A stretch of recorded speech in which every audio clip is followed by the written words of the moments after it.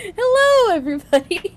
Welcome to another Toonkind at 12 FPS. My name is Ars Obsessions, also known as Abby, and today I am joined by. Oatmeal, hello. That's me. Yay! As usual, am playing the Professor, real kind alien time traveler. Although this time, not on purpose. Yeah, no, this time has been a little bit of an accident. Hmm. Uh, for context, for those of you who are turned in either now or in the future, the professor, after uh an encounter with creatures called Mournful Aasimar, has been unfortunately tossed into the past Hmm. with no time machine to get him out currently. So he's a little bit stranded. It was a whole situation. There Hmm. were other people involved. He has no idea where these other people have gone off to in his absence. You should Eventually we'll probably find that out. listen to Pate and Stone if you haven't already. Yeah. Peyton Stone will provide all the context of this, as well as the good jokes and the good tension that Yes. was experienced all around. Mm-hmm. But yes, Professor, it has been, I want to say, a couple days since you've woken up in the past. Uh, and you have been recovering for yeah, just recovering. You had a lot of bites and scratches and a lot of nasty wounds that were being tended to by a friendly individual known as Cutesy Tootsie. Hmm. Yep, got his life drained a few times. Yeah, it's not great. No. And although, despite her unusual and arguably unsettling appearance, being a porcelain doll-like tune, Cutesy Tootsie has made sure to basically kept very good care of you, make sure you get good meals, make sure that you're all healed up.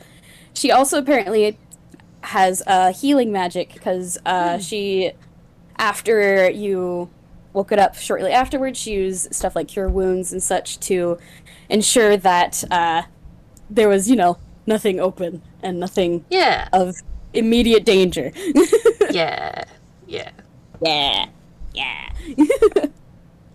Yeah, and he would have asked over the past few days,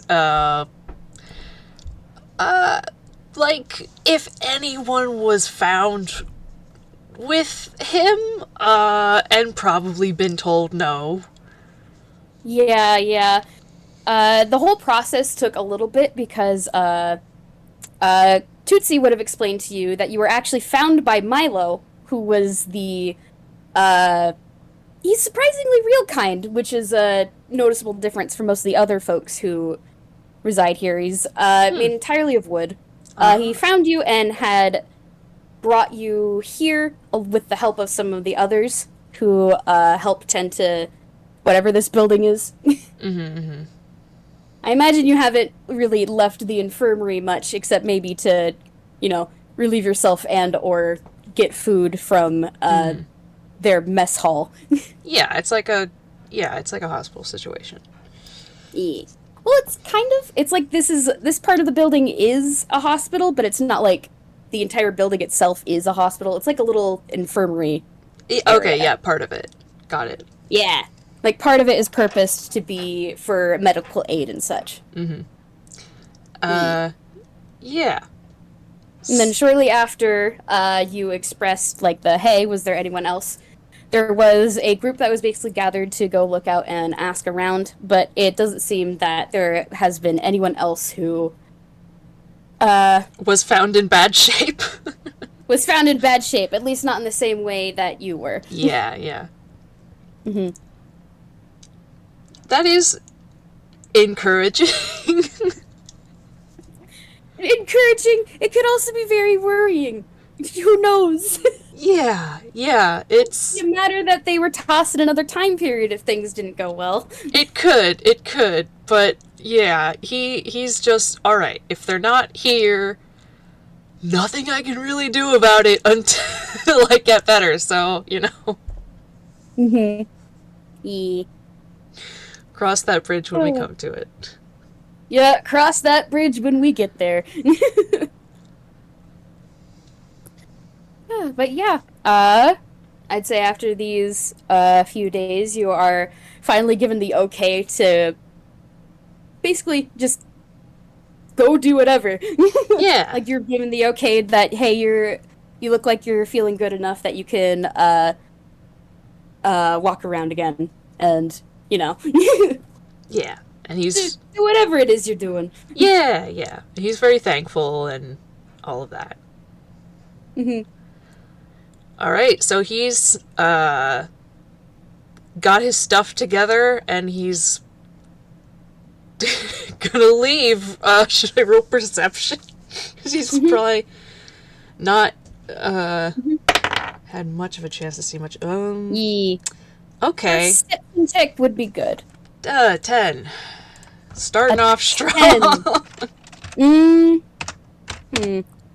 With a 10, like as you're basically gathering your stuff and making your way out of the building, you walk past like a room with a closed door, and there you can hear some like discussion of different voices that you can't really make out what they're saying. Mm-hmm. Didn't roll high enough perception quite to identify what it is they're talking about. But it's there. Is he gonna snoop? I'm going to... I think that's gonna have to be like a whiz check. Yeah, okay. With a 16, he's not gonna snoop.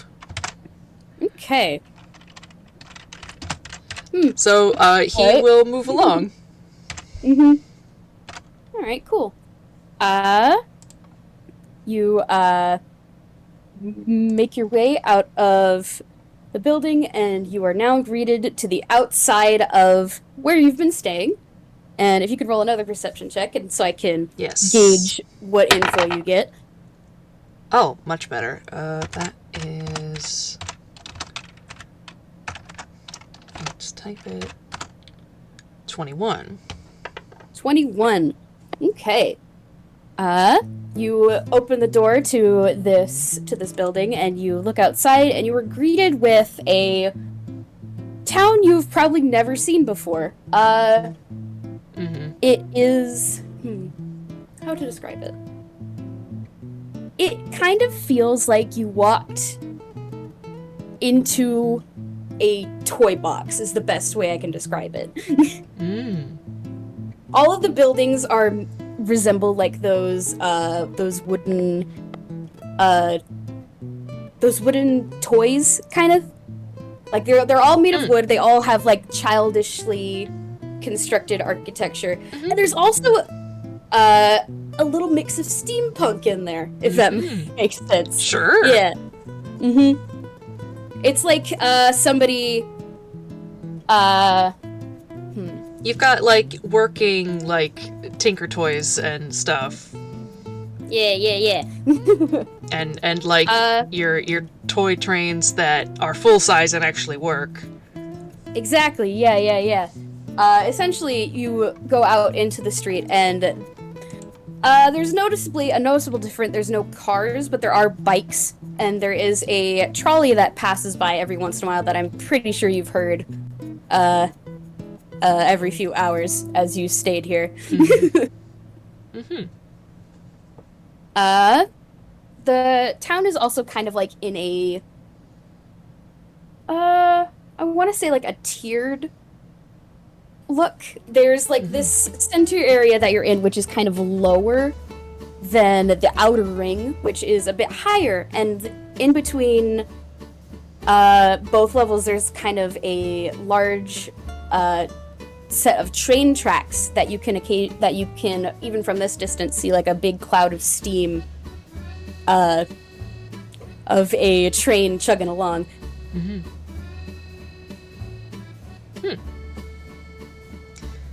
Well, It's also of note that most of the residents here look like toys themselves. There are folks made of wood, there are folks made of cloth, like little stuffed animals and such. And like even as you're getting your bearings, there is there's basically a Toon that kind of walks past you and accidentally bumps into you, and it's like a little elephant plush toy who goes, "Oh, pardon me," and like you see his little trunk lift up a hat and place it back down on his head before he ducks into the building you just left. He's gonna get out of the way of the walkway first. And then I guess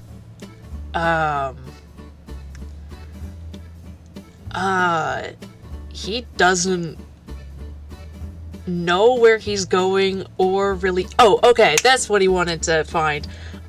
He is going to try to locate some sort of newspaper. Or periodical. Okay. I'm gonna say that's easy enough, especially with your 21. You can, in the distance here, like the sound of, like, it's a very small plush cat toy who's calling out, "Papers, come get your papers!" and holding up a newspaper that's almost the same size as him. Yes, he will buy a paper. And the cat toy very happily will give you a newspaper. And roll me investigation. Yes. Okay. At least your modifier is good.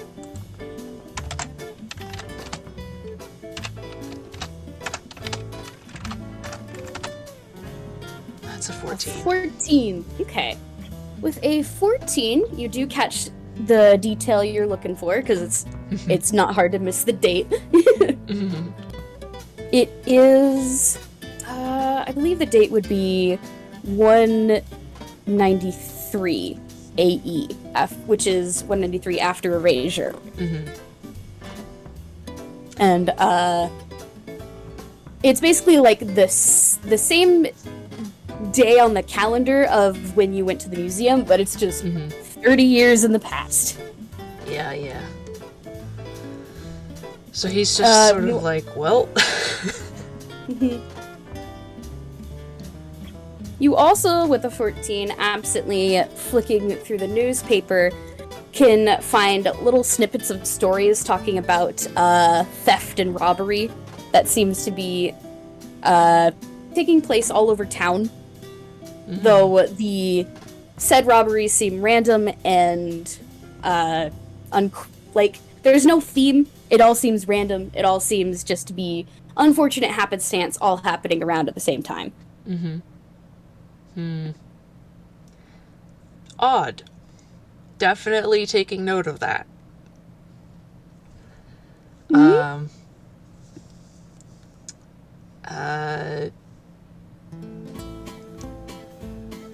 They're mostly like, you said mostly in like robbing places, like not like muggings or anything like that? It's mostly been places, yes. There hasn't been like pickpocketing or muggings, it's been specifically places. Okay. Well, still, and be careful. Yeah. The stories allude to things being stolen from as random to like kitchen supplies to food to more valuable things like jewelry or art pieces. That last bit catches his attention.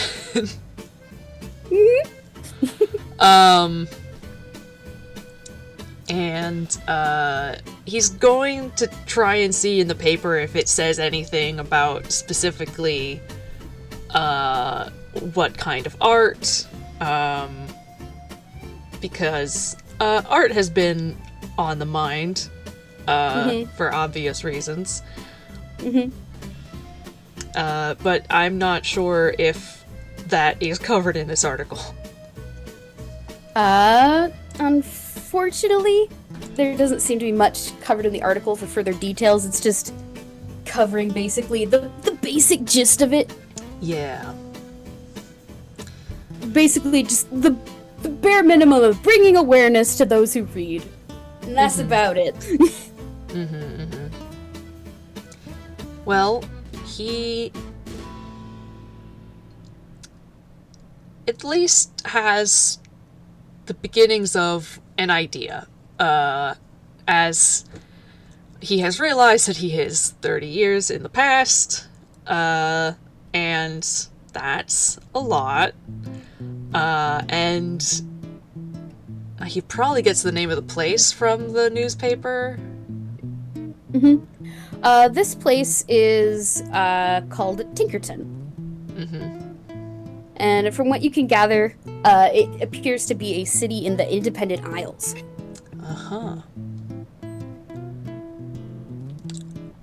I don't think he's been there, so he's just... Okay, that's interesting. Yeah. So... he's going to... I think... try and see if he can find...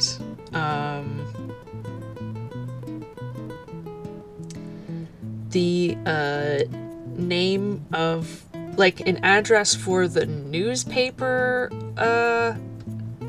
outlet, I don't know if that's the right word. Well, the what do you call it? Like, place where they print them and such like that. Yeah. Yeah, like a... I don't know what it would be called either. Like, just basically like the place where they keep the press. The printing press, that is.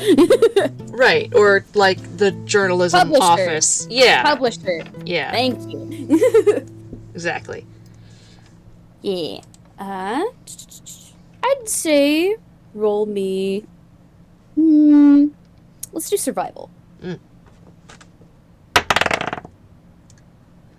Okay, that is at 18. An 18. Okay. Well, at first it's more of going down a random street and hoping to find something or someone who can point you in the right direction. Eventually you do also find, like one of those stops for the trolley to pause at for people to be picked up. And you can see that it also has a very convenient, very helpful map that helps you get your bearings. Yeah. No, yeah, go ahead. Go first. Okay. I don't know. I'd say that the map, it takes a little bit of poking through and like reading the key for an absurd amount of time. It's like trying to track down a subway route. But you can eventually determine that it's about on the other side of town. There is the printing office, which I need to come up with a good name. Honestly, it's probably just called Tinkerton today. Oh, yeah. That's fair. Yeah. Well, he has a location. He's, How far does this seem to be? Could he walk there? It is on the other side of town. You could potentially walk there, but the trolley seems like it would be, at least a bit faster. Yeah, town's big enough. There is also the train stations, which looks like they would be a faster method from going on the other side of town, but it is quite a walk there, so it's just a matter of what happens first, honestly. Yeah.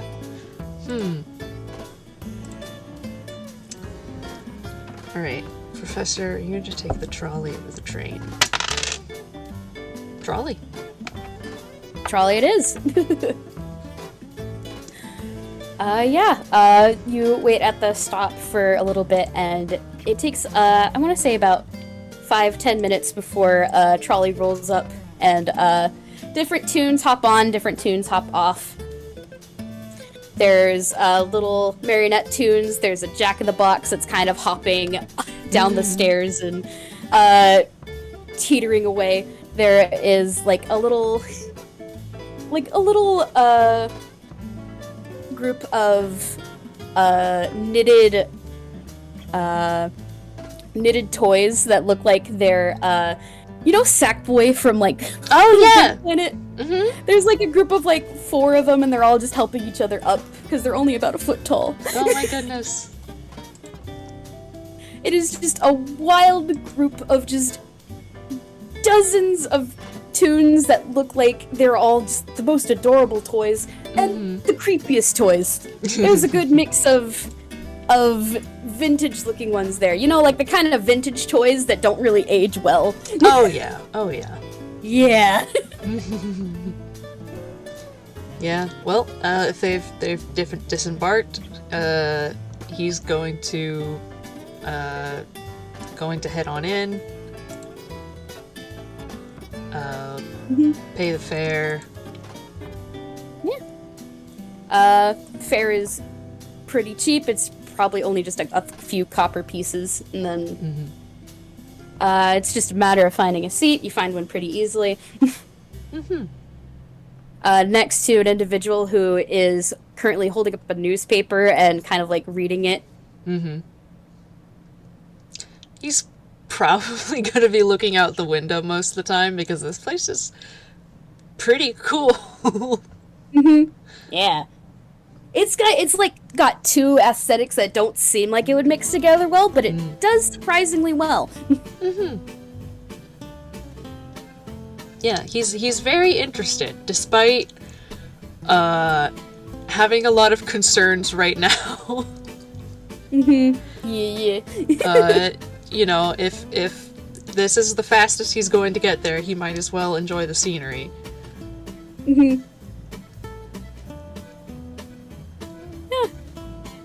And I want to say some time passes before you can like hear the rustling of paper of the person beside you, and the newspaper is kind of like folded up and in an almost toonish gag, despite the fact that neither of you are toons. You can kind of see that that same character from before, the one called Milo, is the one you're sitting next to. And it seems he has like folded up the newspaper and has popped open like a little ballpoint pen cap and has circled a few entries on the newspaper. The professor just grins and he goes like, "Oh, hello, I didn't realize I was you there."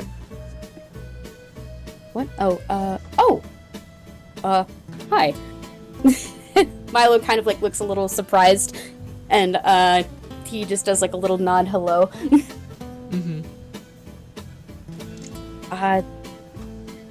Forgive me, I'm not coming up with a name. I gotta find his voice. I don't know if he has a voice. Gotcha. So he said not coming up with a name? Yeah.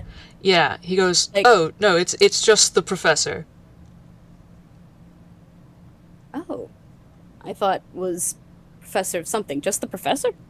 Just the professor. That sounds more like a tune name than Yes. No, that's rude. That's rude, actually. I shouldn't have said that. And he just awkwardly... He just sort of shrugs, and he's like, "I've been told that before." And, like, he just immediately, like, makes, he would kind of make a sigh of relief, except he doesn't really breathe. So it's just, like, that kind of slumping of shoulders in echoing of the motion. Yeah. Can I ask, Milo to roll perception?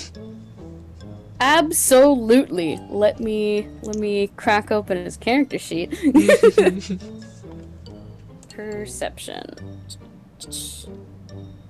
11.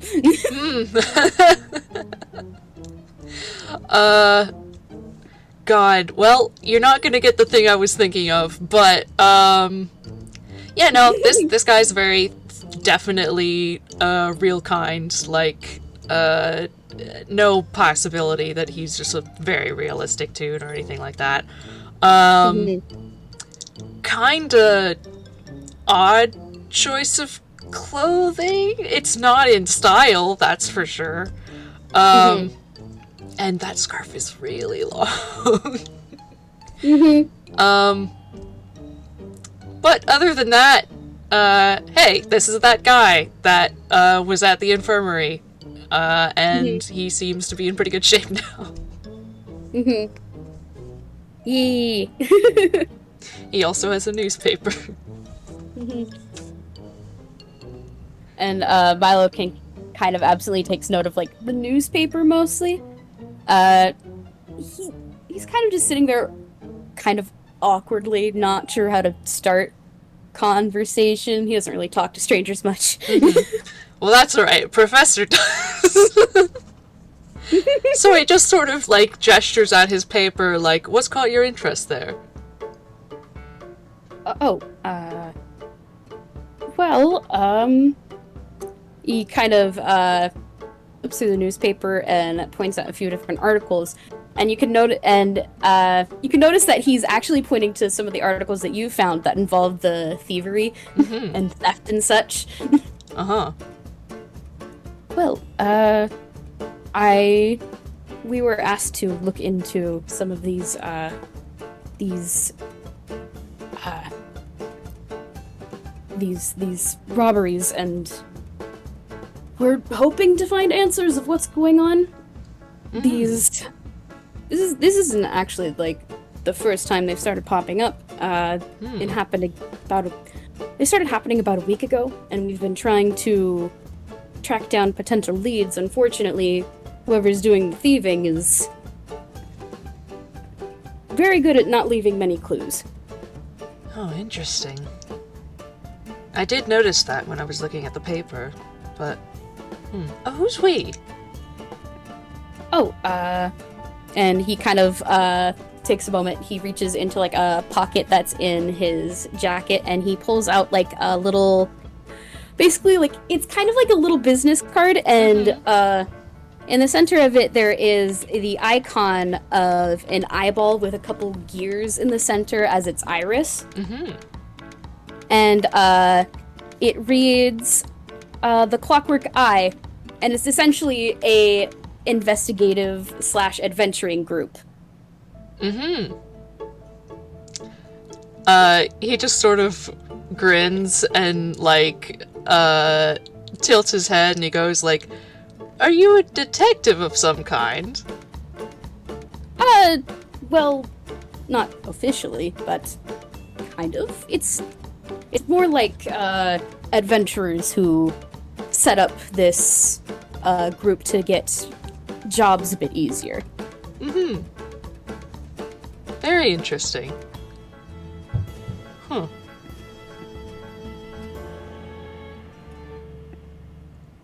Do you do any? Well, do you like in well, looking at adventuring, such yes. as this? Ah, Investigating, well, also yes, though less formally.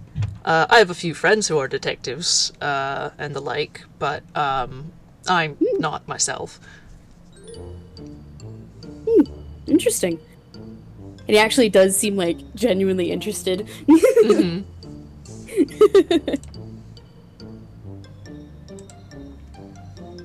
So where are you headed? Oh, I was actually...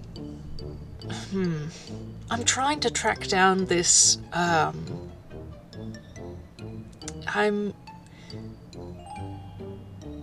trying to find something, and I thought that the newspaper might know something more about it. One of these stories caught my attention.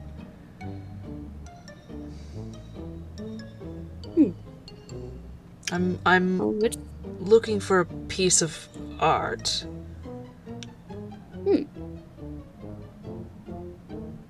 He kind of pauses for a moment and, you're not the first person to come to us looking for one of those for an art piece. Really? One of our informants, Eves, mentioned that there was an artist who was looking for hired help to help retrieve part of their collection that was recently stolen. Oh, no, that is interesting.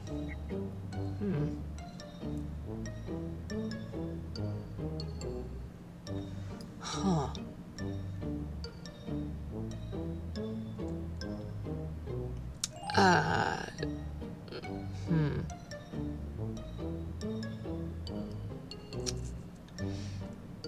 I...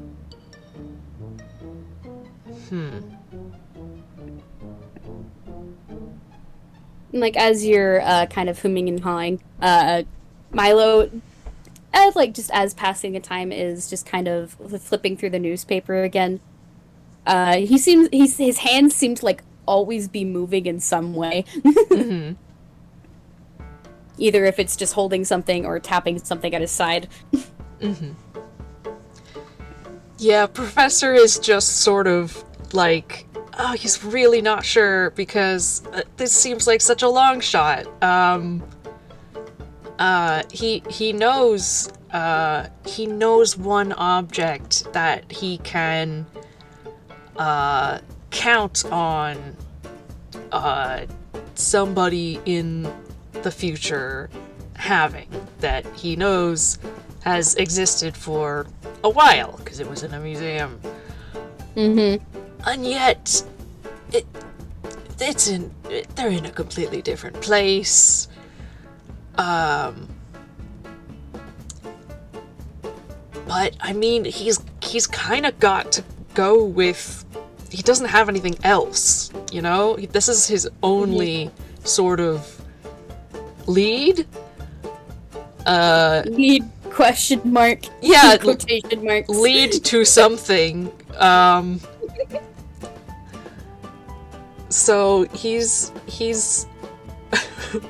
really uncertain about this. But eventually he just sort of like seems almost a little frustrated, and like he asks, like, would one of the stolen art pieces happen to be a statuette?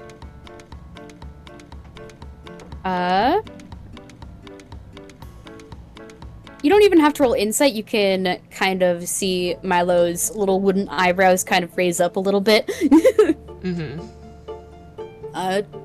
Yes, in fact, it's been one of several.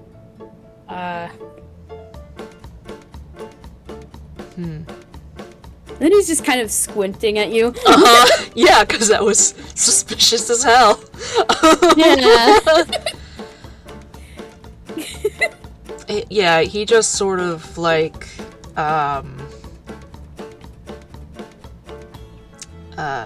just shrugs. He's like, a friend of mine is really into art. And he was talking to me about it.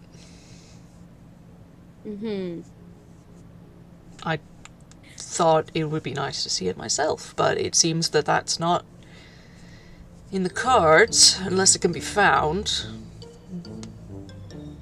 I'm just gonna give... Just give me a general persuasion roll, and I'm gonna give... Sure. I'm gonna give Milo a insight. Just like a flat insight.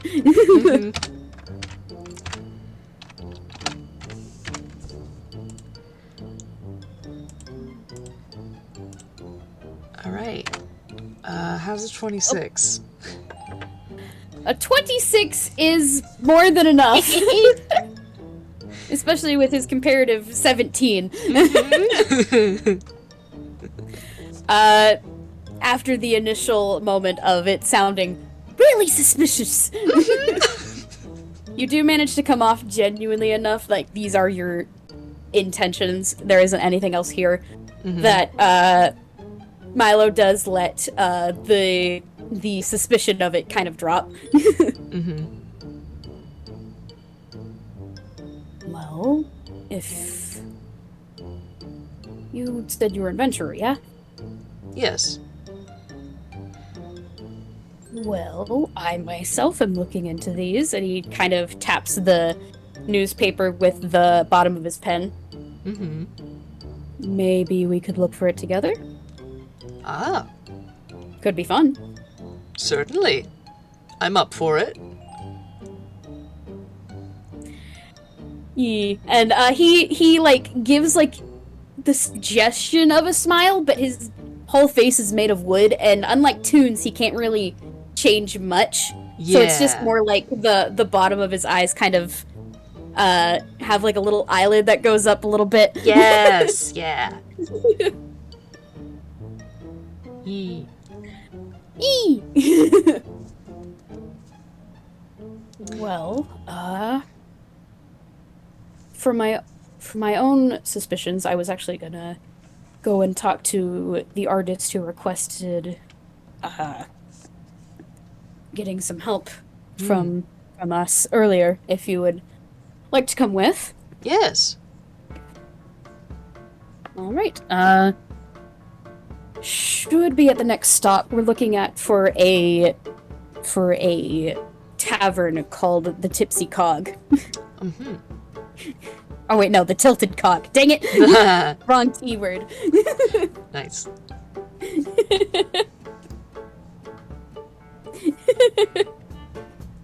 But yeah, the rest of the ride goes relatively smoothly. Maybe there is like a couple larger tunes who occasionally hop on and then hop off. that rock the trolley tunishly.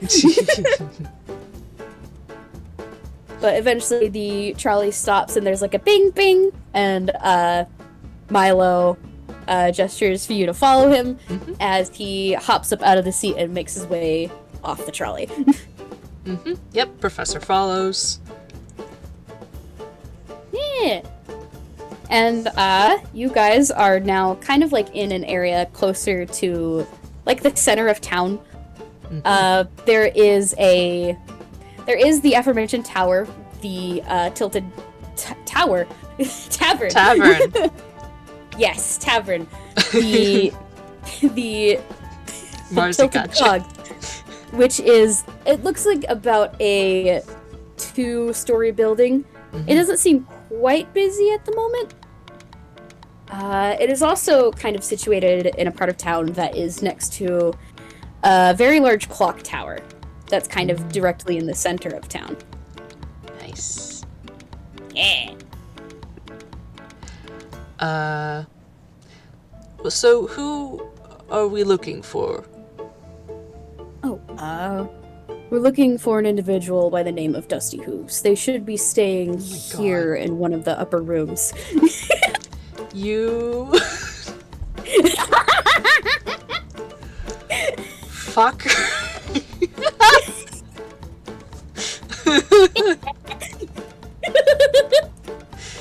Heart emoji. Oh my gosh. Oh god. Okay.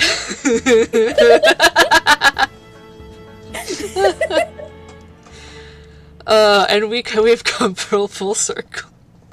We've come full circle. Oh man.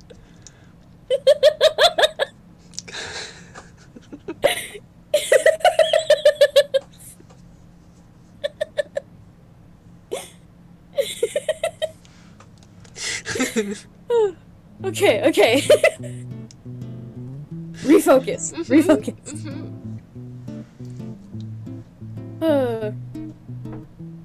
So yeah, you have hopped off the trolley, and Milo seems to be making his way to the tavern. Yeah. And if I could get the both of us to roll perception checks, that would be great. Right. Let's do that perception. Oh. Oh, that's the wrong one. Gotta remember how this bot works. Yep. That's a 9. 9 for Milo. Professor got a 22. But a 22 for the professor. That's much better. Uh, so you guys kind of hop off the trolley and enter the building, and it doesn't appear to be super busy, but there is kind of like a small crowd gathered like a table. They appear to be playing like some kind of game, and Milo just seems to kind of get absolutely distracted by that, by like trying to figure out what they're playing. Meanwhile, you can hear the telltale sign of the clippity-clopping of hooves of someone heading down the stairs and moving towards the bar of the establishment. It's a very familiar sound. One of his close friends is a satyr. So he's just going to, like, tap Milo on the shoulder to get his attention, and just sort of, like, gesture towards the bar. The two taps make kind of like a muffled wooden noise as Milo looks around and notices the individual you're pointing out, and then just makes a very quick, thankful nod and starts making his way over to this other Toon, who, you know those older versions of, like, My Little Ponies? Yes! They look like that. Yes! Good!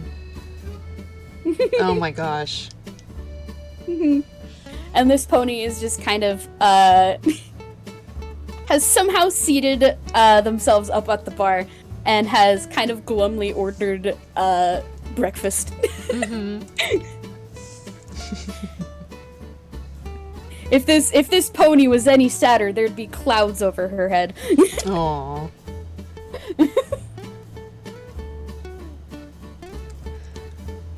Excuse me, may we join you here? Oh, and she kind of turns around and looks at you, kind of in partial surprise, before she just makes a motion like, oh no, yes, go ahead. Yeah, he'll take a seat. Pull Milo along with it. Yeah. Milo kind of like sits at the other side of this pony and basically takes a moment to reach out and pull out that same business card from before, and just kind of fumbly, a little awkwardly, just goes into the explanation of, hi, I'm with the Clockwork Eye. You wanted to speak to one of us? And the pony just immediately lets out a sigh of relief and, oh, thank goodness. It's about time. I've been worried sick. Do you have any leads? Is there any updates? And then Milo kind of gives a kind of like a wincing sound before he goes, oh, not yet, but we are looking into it, don't worry. And this is definitely not what the pony wanted to hear. Because she lets out like a loud groan, and like both of her hooves come up to her face and kind of drag over over the fur. I know it's not your fault. It's just I need to get that back soon. Otherwise I won't be able to speak with the collector. Oh. These are what, going into a collection or it's part of a collection that I made. It's and I had brought it here with me because someone from here expressed interest in well, perhaps paying for it. And unfortunately, I set my collection pieces in my room to make sure everything was accounted for, and I left for just a few minutes, and when I came back, one of them was gone. I see.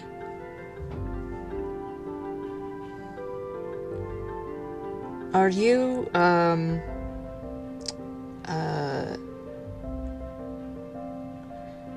collector or the artist, or...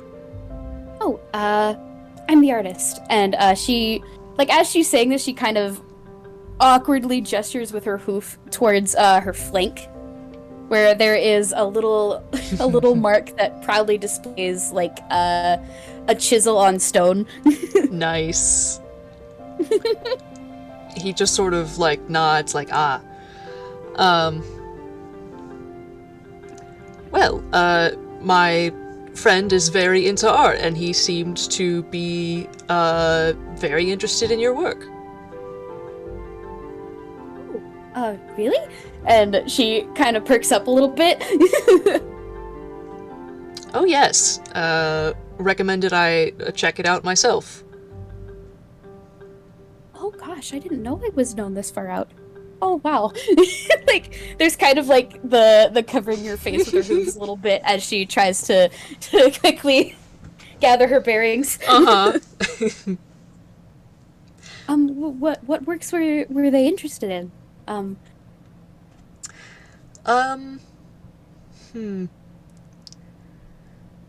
So some of the smaller figures, let's see, I think there was, what was his favorite? A winged one? There's like, she like, you don't even have to roll insight. There's kind of like the instant of the expression of her expression kind of immediately going from happy to ooh. Oh. Oh dear, is that one of the ones that got stolen? It is, yeah. Oh. Well, I'm vested interested in finding it again. Apparently, wait, are you two working together? Like she like looks at Milo and looks at the professor and then like just points to the professor with her hoof, just like in a silent "is he new?" I'm new in town. I'm new in town. I'm helping. And there's just he's helping from Milo. Just double confirming it, and the pony seems satisfied with this.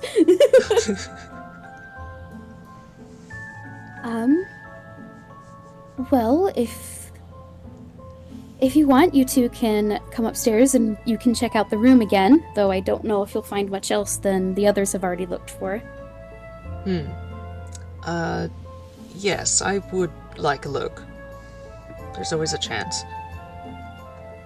And she nods and very quickly basically just grabs a muffin off of her plate from her breakfast and is absently eating it as she has the both of you follow her upstairs and to her room, which is kind of like on the left-hand side of the building, 2 doors down.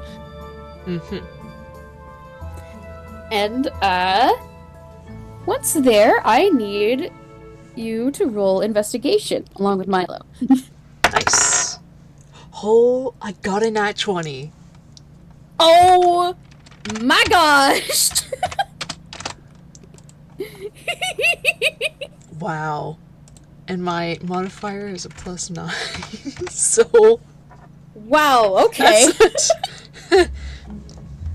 Milo got a 12, even with his cool modifier, pensive.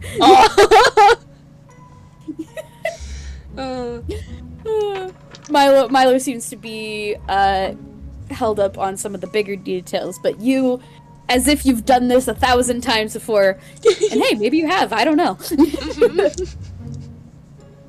can easily like look into the room and get down to the nitty-gritty. The first thing you notice is that around the room there is a couple more of these statuettes. All of them you recognize because they were all at the museum that night as part of the same collection, although it's evident that there is one missing, and that's the one you needed. Well, figures. And then, kind of looking around the room, it does look like it has seen some use recently. And let's see. I think the first thing you notice is actually over by the window. When you go to inspect it, like, there doesn't seem to be any sign of, like, the glass cracked or broken, but there is, like, gouge marks on the windowsill, kind of like claws from the way they're oriented. Yep. And you looking at the windowsill and looking for claws specifically, you kind of turn your gaze to the floor and you can see a couple more that seem to be maneuvering about the room and towards the where the statues have been placed.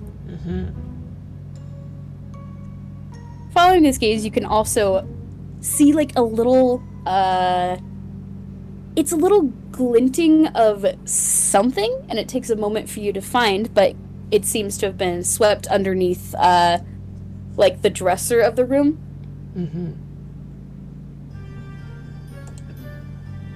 And bending down to see what it was, it appears to be a small scale. Oh. It is a brilliant white in color once you properly grab a hold of it and get a good, better look at it.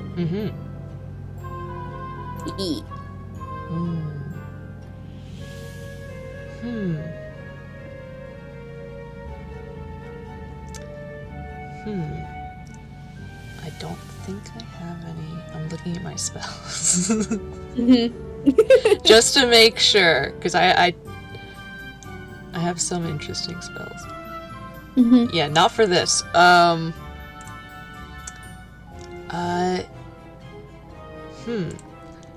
What would I roll to see, like, what I think this might be from? I'd say this is a nature check. Okay. Because it could be a few things. My first instinct is, like, I don't know, Dragonborn, but, like, that's very real kind of him. Okay, let's see. Nature. Okay. 19. 19. You were actually close with your original guess. It is a dragonoid, though it isn't a scale from a dragonborn. It's much too small to be from one of those creatures. This might instead be one from a kobold. Ah.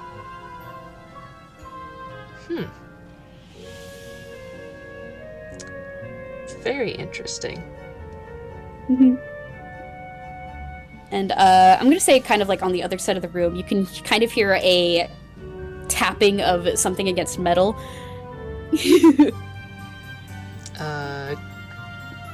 Gonna go see what that is. It doesn't take much to determine what it is, because looking around, you can kind of see Milo with some sort of instrument in his hand. He seems to be hitting the side of it with the palm of his hand. And it appears like one of those I know it's called like EMF readers in like ghost hunting games and stuff. So yeah, those. It's like that, but it's got like a large wooden stick pointing out of the top of it. And Milo is cursing something under his breath in Grolic, surprisingly. Which, once it kicks on, he then casts Detect Magic. And he basically holds it up around the room and gets no readings off the device and lets out a disappointed huff. Professor just sort of goes up and holds out the scale, and he goes like, I saw some claw marks by the window and along the floor, and I do believe this is a kobold scale. Kobold?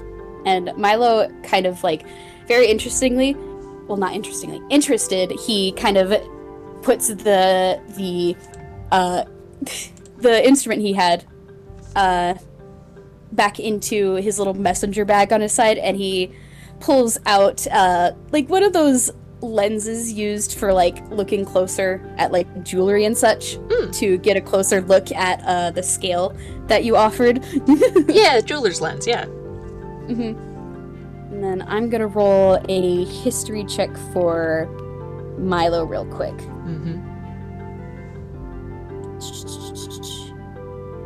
3 plus 4. 22. Okay. After a couple minutes, Milo just kind of like starts absently speaking aloud. I think there is. From what I recall, there has been a couple sightings of different kobold clans outside of town, but the nearest one would be a few weeks' travel at best, completely on the other side of the island, from what I remember. That's pretty far. Is there no individuals living in town? A few, but they have different colored scales than this. And he holds up the scale a little bit more.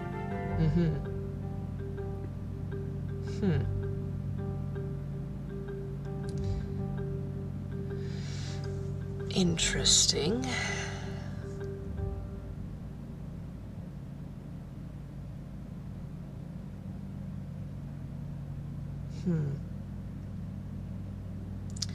So you could change the color of your scales, but since this fell off, it would be presumably the true color. And if somebody was disguising themselves, they would have to be known as somebody with a certain hue of scale. They would have to be putting on a disguise every day, which is really tedious. So it seems unlikely. Like as you're saying your logic out loud, Milo does take note of it and actually takes out like a little scrap of cloth to rub it against the scale to make sure it like isn't painted on. And finds that it is in fact just a white scale. Odd. You wouldn't have access to any sort of some sort of scrying device, or I don't know, do you know anyone who's good at divination? He kind of pauses and thinks for a moment. Not divination, though I do have one that could potentially make finding the statue a bit easier. I just need to know what it looks like. Well, the statue? Yes. Unfortunately. He gestures at the lack of statue. Oh, well, that can be that can be rectified fairly easily. He's going to take out a piece of paper and a pen and ask, was it Dusty? Yeah, Dusty Hooves. Dusty Hooves. Would you please, if you could, I realize sculpture is your specialty, but would you possibly be able to sketch us in approximation of what the missing statuette looks like? Well, I could give it a try. Here, and she will very carefully take like the right utensil from your hand with her mouth. And then prop herself up like against the table and start trying to illustrate the statue. I'm gonna say she has a higher dex because she would need that for finer details of stonework. So I'm gonna give her just a straight dex roll. A 17. Okay. It takes her a little bit. It is a practice in patience as she draws the statue in basically a few different angles to give what it looks like in basically any direction you look at it. Yeah. It is a three-dimensional object. Yeah. Then once she's done, she hands the utensil back, and Milo picks it up and basically kind of studies it for a little bit. And then, okay, I can maybe try something with this. And he again kind of reaches into his bag, and he pulls out like a different mechanical instrument this time. This one like having all sorts of wires and different. It kind of looks like pipes on the outside of it. He twists a few knobs here and there on it, and eventually presses a button, and it's a very rudimentary display on the top of it that kind of gives like a little radar that is made with all of 20 blinking light bulbs. Oh my. Wow. Milo's a little tinkerer. But yes, he's basically going to be casting Locate Object, and this is just the flavor for it. Very nice. I like that very much. Professor is very interested. Okay, I'm just familiarizing myself with the spell real quick. Actually, I think I can... Is it... Nice. Yeah, that's the one. Oh, Avre, my beloved. Oh, information at the reach of tips of our fingertips without having to use Google. Oh yeah, it's nice. Okay, so locate object. Describe or name an object that is familiar to you. You sense the direction to the object's location as long as that object is within 1,000 feet of you. If the object is in motion, you know the direction of its movement. The spell can locate a specific object known to you as long as you have seen it up close, within 30 feet, at least once. Alternatively, the spell can locate the nearest object of a particular kind, such as a certain kind of apparel, jewelry, furniture, tool, or weapon. The spell can't locate an object of any thickness of lead. If any thickness of lead, even a thin sheet, blocks a direct path between you and the object. So, he basically turns this on, and after a minute or two, he just lets out another frustrated huff after nothing seems to change on the indication of the machine. I might go give a walk around while this spell still lasts. Sure. Did we find any other details? Claw marks on the floor and on the windowsill. I actually meant to check that out. Professor's going to go to the window and, I guess try and open it and, look out? Okay, roll me... I want to say another investigation check. Sure. Yeah, because he's looking for, like, detailed stuff, like, or, specifically, like, how somebody would get in here. The modifier is that. 27. 27. Okay. You kind of go out to the window ledge, and you look down, looking to see if there's any claw marks, like, that perhaps lead up to the side of the building, and are disappointed when you find none. However, looking up, you do find more claw marks that drag all the way down from, like, the side of the building to the window. Ooh. Oh boy. Seems to be coming down from the roof.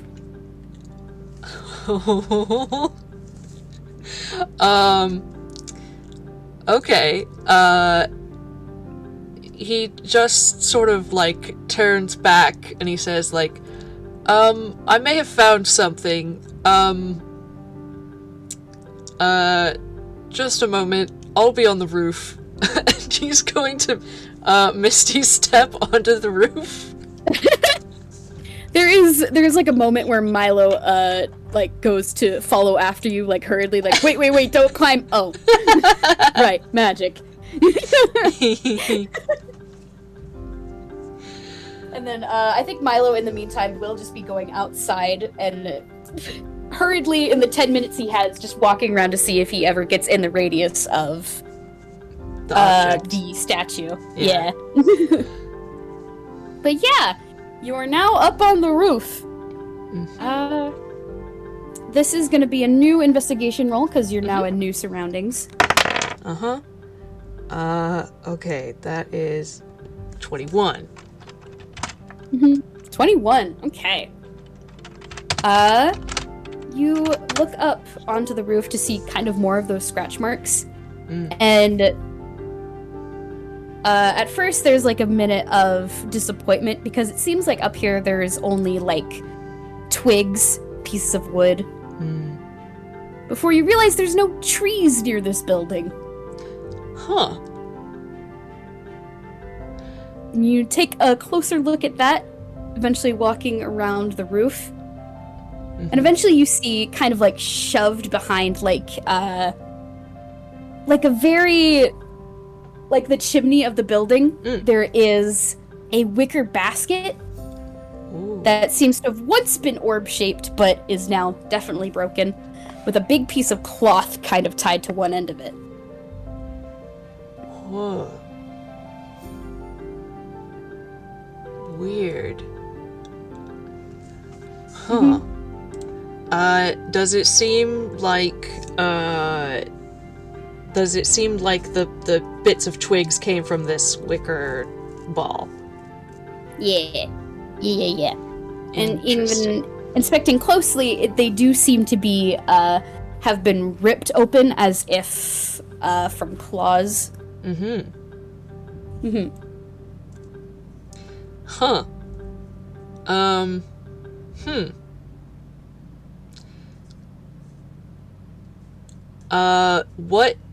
What purpose does the cloth seem to have attached to this wicker? I'm gonna say with a 21, it's easy enough to figure out. You go over and basically kind of pick it up curiously and find that there are several points in the cloth which are tied to strings, which are in turn are kind of tied to this odd wicker holding device. It seems to be a very rudimentary parachute. Oh, okay. Well, he's gonna look up. Well, up above there is large clouds of steam from everything around town just operating. Like from the trains to the trolleys to everything else. It's very steamy, it's hard to look through. Give me a perception check at disadvantage. Oh, at disadvantage? Darn. Oh my god. Okay, well, I got a nat 20 and then I got, rolled a 2. So, oh no! My modifier is a +5 though, so that is a 7, but that's still not particularly helpful. A 7 unfortunately doesn't get you much of anywhere with seeing anything from above. There is a lot of steam. It's like looking through fog. Yeah. Huh. Well. This just keeps getting curiouser and curiouser. Well, he's going to go, find Milo. Yeah, in the meantime, Milo has not had much luck with walking around the perimeter of this basically section of town, and you're able to catch up with him just as like his device kind of turns off for now.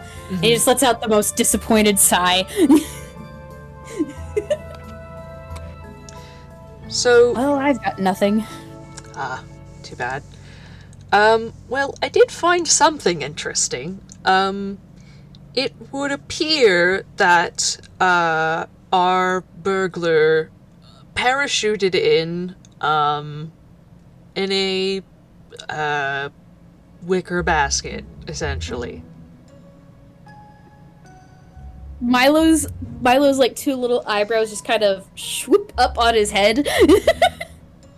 Yeah, Professor just sort of shrugs, like, I know.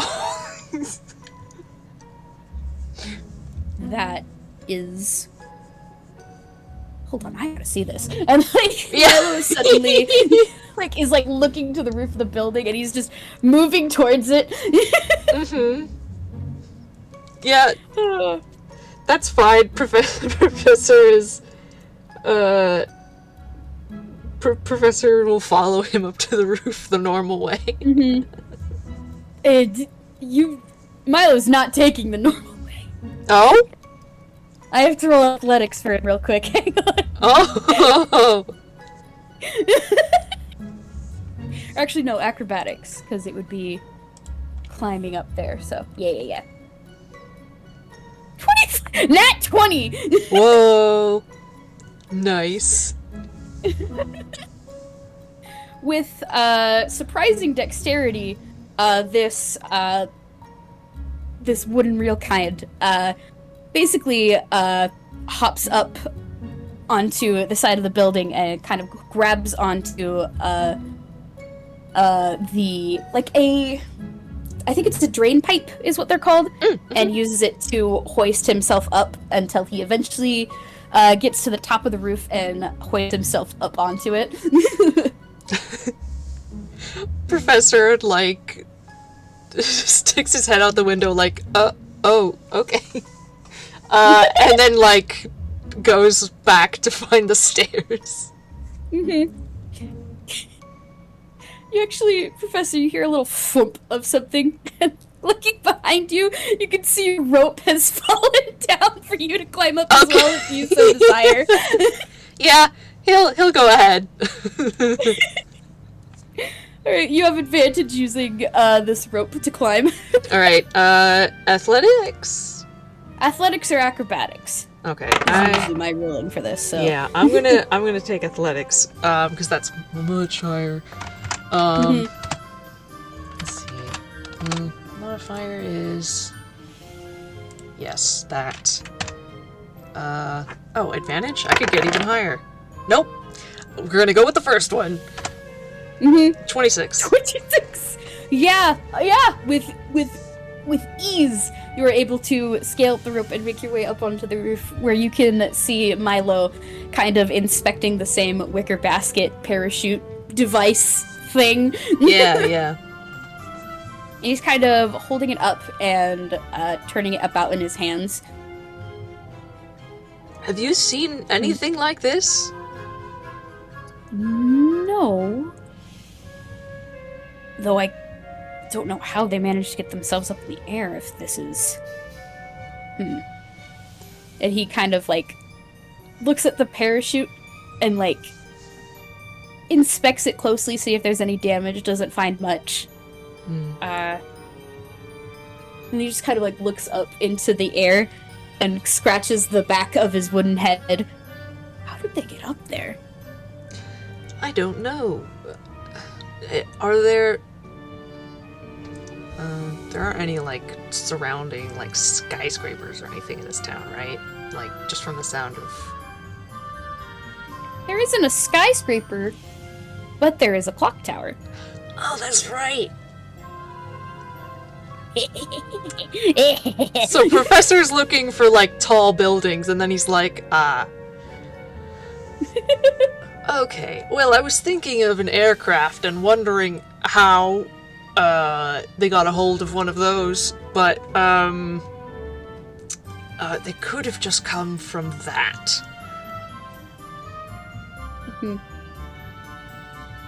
Sort of points it out, like, that's probably... Well, I guess it depends on the town, but at least sometimes they're open to the public, and so they could just go in and make their way to the... Well, they wouldn't even have to go in. If they're good enough at climbing, they could just climb to the top. Use this to get down here. Like, as you are basically thinking your thoughts out loud, Milo is, like, nodding along in agreement, and, he reaches into his bag again, and he pulls out, a little pair of binoculars, and holds it up and just kind of, like, looks through it, to get a closer look at the tower. I'm gonna give him perception roll at advantage, thanks to the binoculars. What's your perception again? It's +3. Okay. Well, it's a good thing it was an advantage, because the original was in that one. Oh boy. With a 16, he kind of closely inspects the building. And, he eventually lowers it and looks to you. I don't think I see any claw marks like there were around here, but we could just be too far away. We could get a closer look. Certainly. I think that would be probably the best thing to do at this point. Milo just gives a thumbs up and then shoves his binoculars back into his bag, and then he hurries over to the rope with a noticeably more energetic pep to his step. He'll slide down the rope, stop briefly to speak with Dusty Who's in the window of just like a, hey, we think we might have an idea of where to go from here. We'll meet up with you soon, and then continues. Yep. Professor will do similarly, heading down, just sort of, giving another, like, we'll talk later, probably, and then, heading out after Milo. Yeah. And it is here we are going to take a quick break. Nice. I need water. Yeah! No, fair. I was just thinking about that. But yeah, we're gonna take about 5-10 minute break, and then we will return. Good. I'm ready to go. Nice. I'm also ready. Yeah.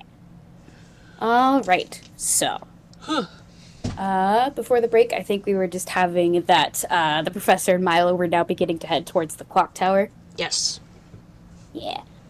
Milo will take a moment to collect his rope, which moves on its own back into his bag, and then the two of you make your way to the nearby building. Once we get close, let's say roll a general perception.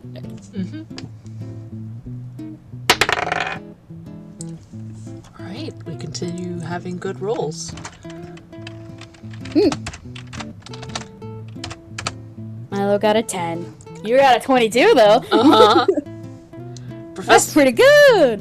Professor loves a clock tower. Well, with both of your rolls, you guys will notice that the clock tower has a bit more of a crowd than other buildings have had. It appears to be people who are like kind of like walking nearby, pausing, looking up at it. You will take notice that some of them appear to be taking photos with kind of more older, tiny cameras. Like some of these folks are like photographers with their old cameras who are taking photos of it in different areas. And others still are just kind of basically they seem interested in it. Not enough to like go inside, but enough to take a look at it. Yeah. Professor just sort of turns to Milo like, is this a tourist attraction? Well, not exactly a tourist attraction, but it is new. Oh. I think they finished construction only a week ago. Really? And he just nods. Huh. Yeah. They had someone even come in to design it. though I can't recall the name at the moment. Interesting.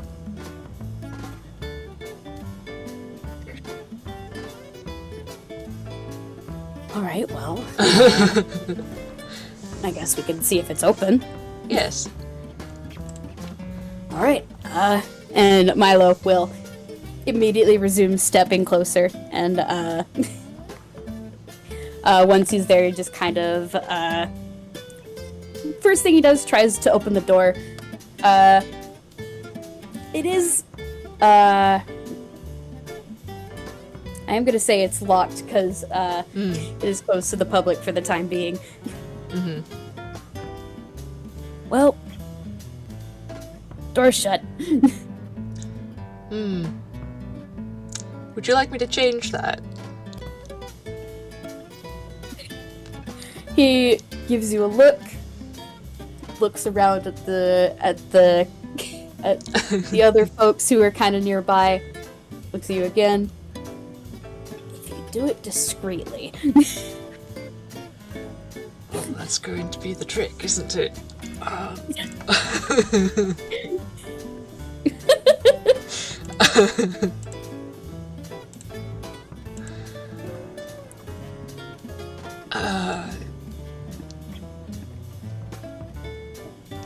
Can you cause a distraction? No, that's not going to work. You're going to have to come back over here. Never mind.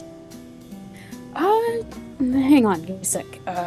And he just starts kind of rooting through his bag. Let me see what he's got.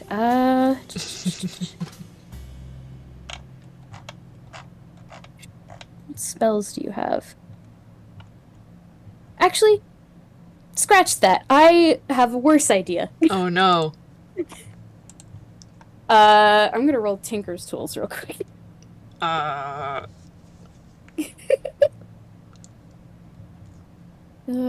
Let's see, you have proficiency in this, so you get to add the +3, then it's probably, I'm gonna say intelligence. 3 plus, what will be 7, okay. 12, Professor, you can kind of see, Milo is looting through his bag for a little bit, and he starts pulling out a crossbow. And like a crossbow bolt.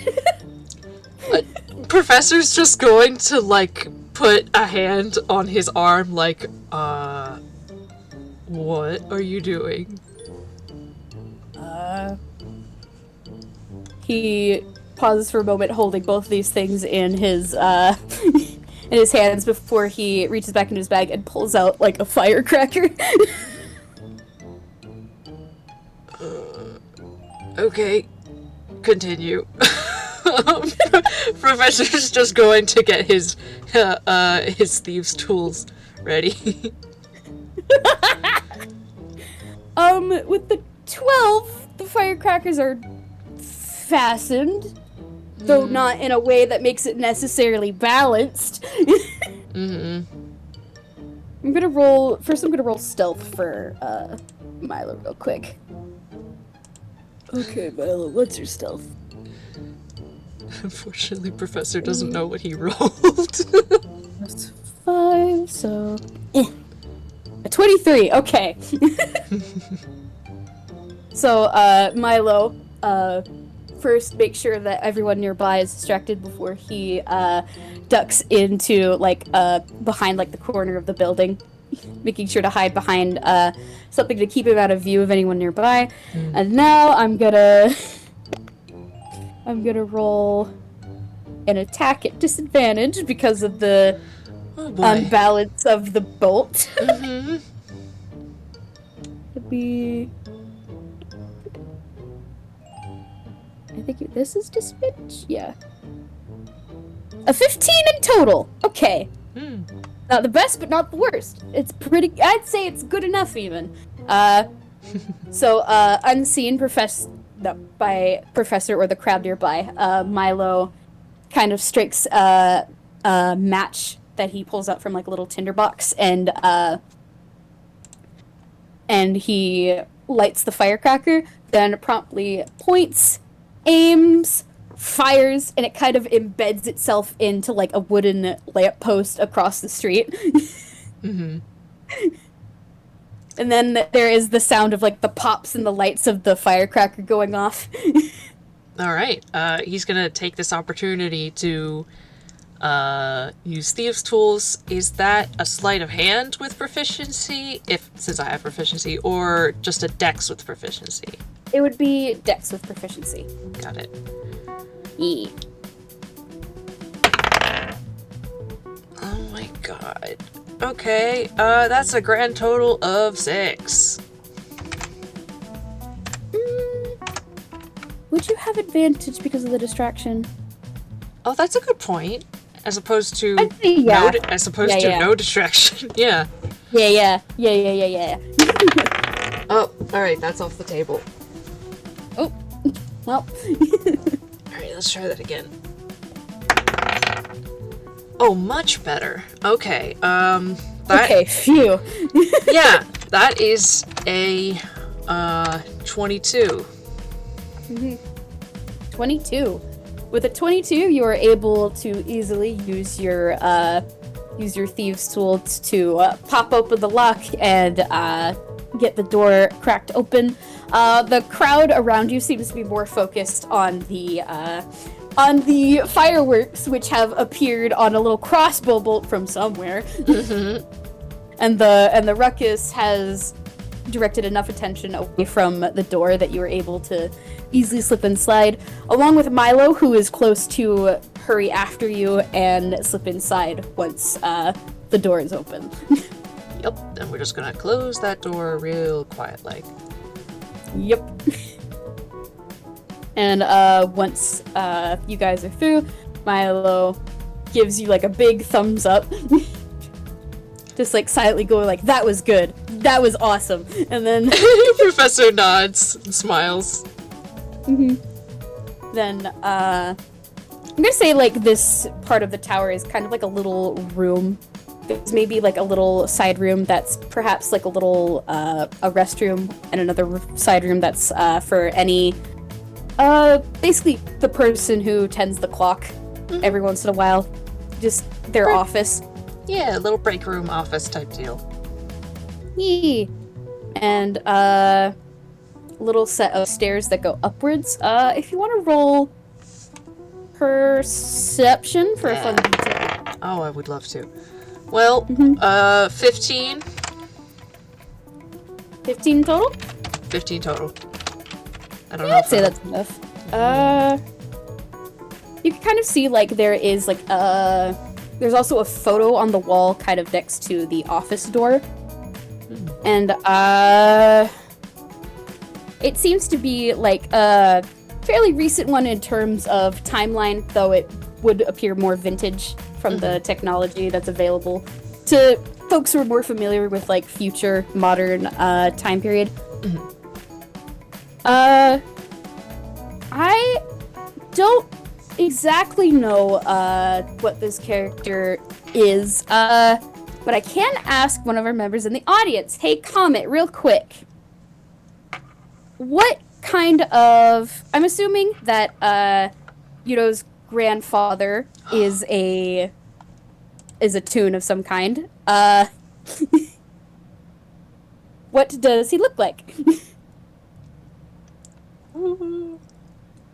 Alright, Warren Toon. Bunny. Yeah. Warren Banui. Alright, yeah. Proudly displayed, kind of like on that wall, there is a Warren Bunny who stands beside like a few others who apparently were helped involved in the construction of this tower. Man, Professor just does like a double take. Looks very similar to White Rabbit / Yuto. Yeah, he's just like looking at that for a second like, huh, might have to ask about that later. Moving on. Moving on. But, yeah. Other than that, there doesn't seem to really be anything of note. I'd say you and Milo start heading up the stairs to, like, get towards the top of the clock tower. Mm-hmm. Yeah. Yeah.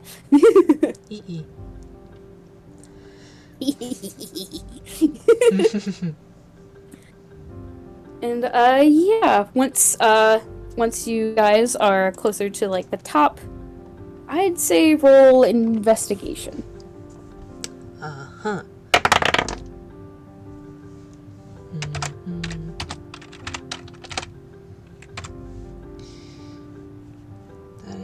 That is what I thought I was. Yep. 15. A 23 from Milo. Okay. Nice. Mm-hmm.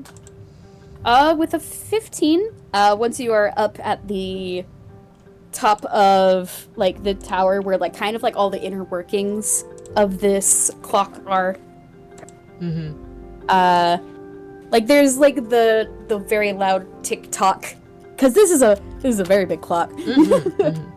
all the machines, they all look brand stinking new, because they are brand stinking new. Yeah. It's well oiled, well maintained. It's just good stuff. Absolutely.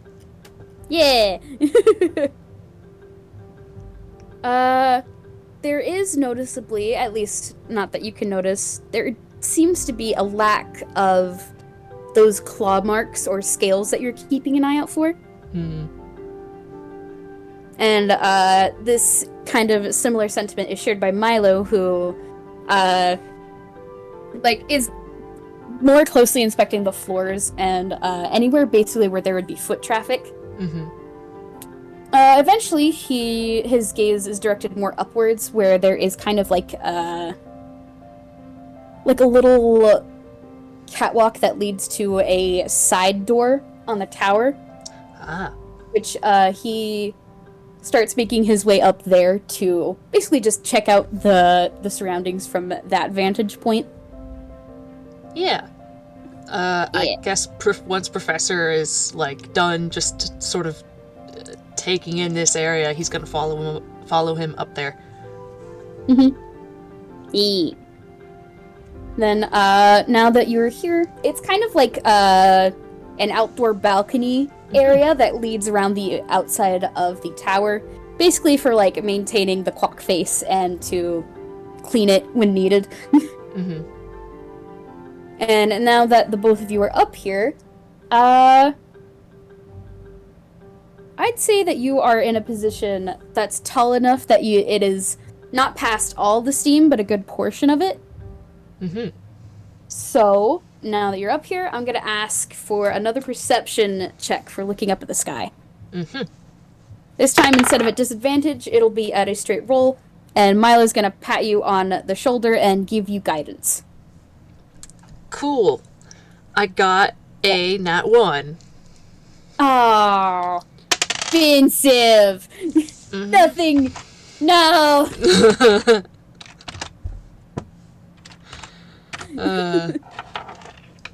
That's 4. Yeah. Nothing can save us from a nat 1. No. Alright, well, I'm gonna give it a try for Milo, and he's also gonna cast guidance on himself. Mm-hmm. Come on. Come on. Oh.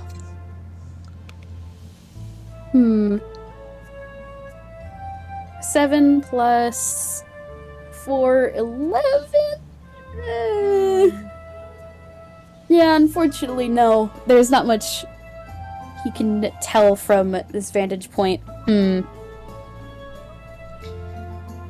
have to be missing something. And he kind of looks, like, back into the clock tower and then, like, looks around, like, the outside from this point up here.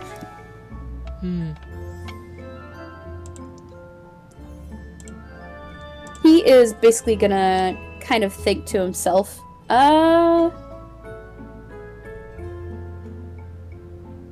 if I...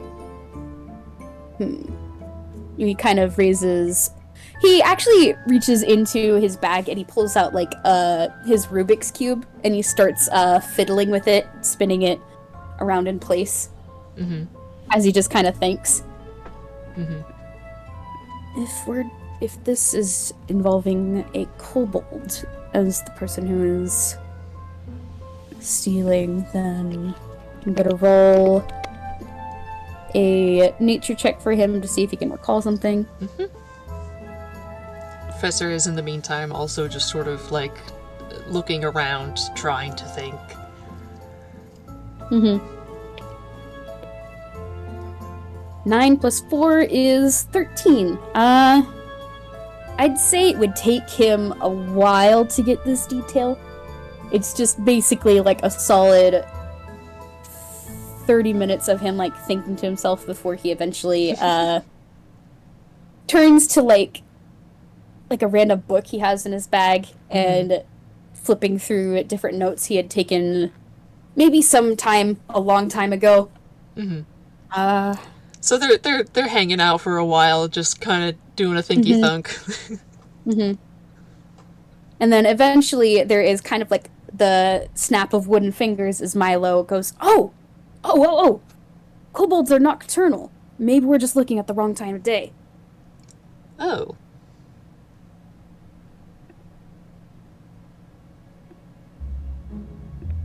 So we should come back at night?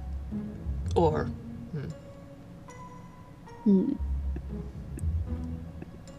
Potentially. We could also just stake out here for the time being. Yes, I mean, I don't have anywhere I need to be, so... And Milo just has similar sentiments, just as a shrug. Well, let's see. What would be a good place to hide? Because we don't want to be in plain view. Well, in that case, we better get off the balcony. He says, just Yeah. opening the door back inside. Yeah.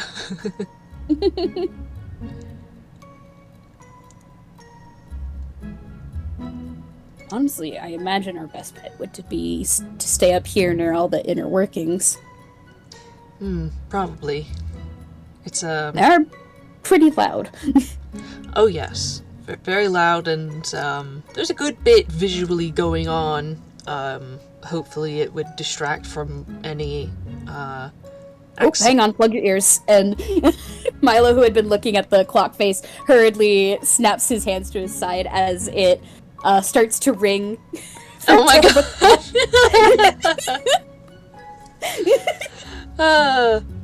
I don't think Professor plugs his ears. He's just listening to it.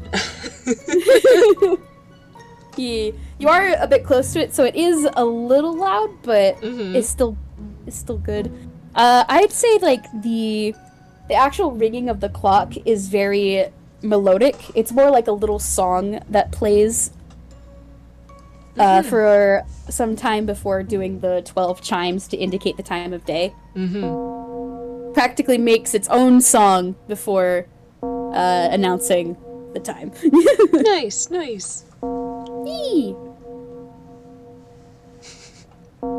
Yeah, Professor is just sort of grinning.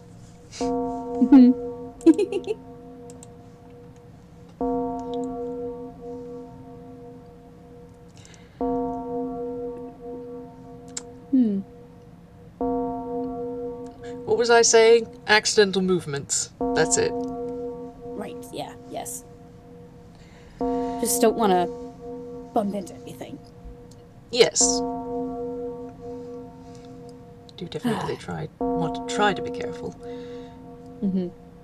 You do not want a locked up joint. He kind of murmurs and like he kind of rotates his arm in a way that suggests that he has experience. As something that is a construct himself. Yeah. Professor just sort of nods. Well. Yeah. Here, you go first, and then I'll. What should we like roll to find like a nook that we could tuck ourselves into to hide? I'd say Just a general perception would be good. Cool. Okay, that is a dirty 20. Mm-hmm.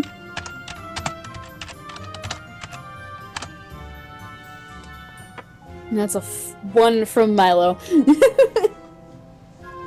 Nice. I think Milo has taken to having his hiding spot just be around the center of the tower in the inner workings. And Professor tries to dissuade him. Yeah. I feel like there isn't necessarily a nook, more as a particular spaces that you can move to stay out of sight from someone climbing up the tower. Because there is like a big central part of it that is meant to like support the whole thing. So yeah. It's basically just hiding equal shimmying around the thing if somebody comes up. Yeah. That's fair. Right. And now I'm gonna have us roll stealth. Milo is gonna give guidance to both himself and you. Good. Oh my god.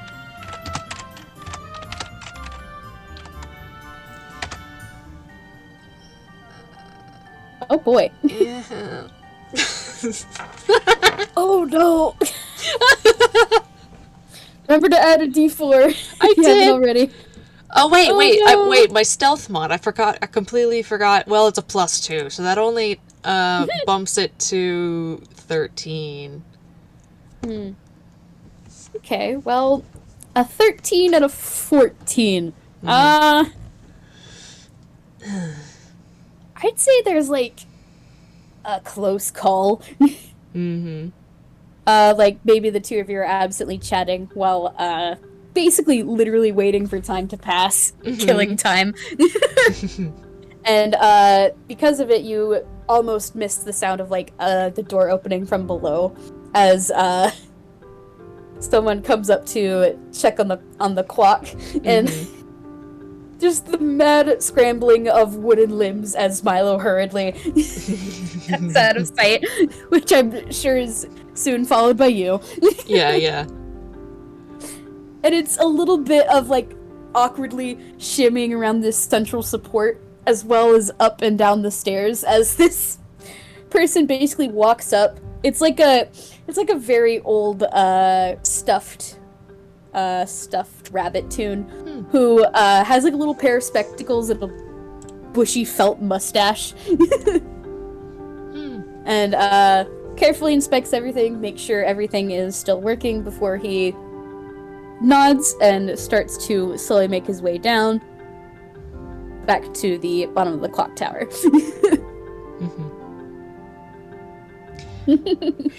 Well, no kobolds yet. Not yet.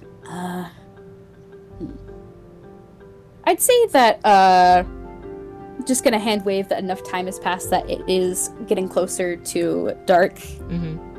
And Milo is gonna go out to the outside and try to look up again. This time he has his pairs of binoculars. He's also going to... How many spell slots do you have left, boy? Cool. He's gonna cast Enhance Ability on you. to give you,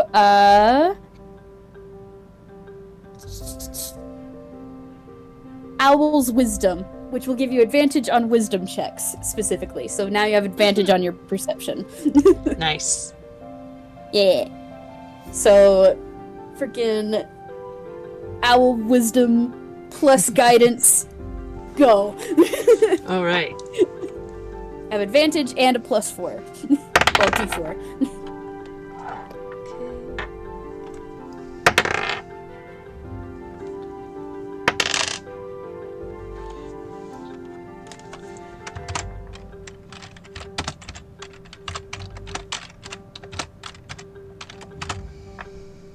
Alright, 24. Yeah! Yeah! Oh, now's the good rolls. The both of you kind of inspecting the night sky. Like, well, it's not necessarily night. It's probably like just when the sun has started to go down, and like the lights from the town below are kind of being lit. You carefully scan the sky and like the steam clouds, which are kind of thinning out now that some of the businesses are closing, and there is a streak of something, and you can see like kind of a break in the clouds as a little wicker basket, closer. Like you can see that it comes from the outside of town and shoots way up into the air, and you only notice it from it moving through the steam. And it flies up and arcs all the way up at the top. And just as it starts to begin its fall, there is the parachute which activates, and it begins to like lean back and forth as whoever is inside is now steering it. And there's a bit of a pause before another one can be seen, this time aimed at a different part of town. Ooh. And then another one. Oh boy. Three different of these strange wicker contraptions, which are parachuting down to the town below. Are any of them close? One of them lands relatively close by on like a rooftop of what appears to be like a little cafe restaurant. Just on the corner of the circle where the clock tower is. And it kind of crashes down a little roughly, and you can see the kobold inside takes a moment to gather its bearings before it rights itself up and kind of claws and gnaws at the basket before quietly creeping out and peeking over the side of the building.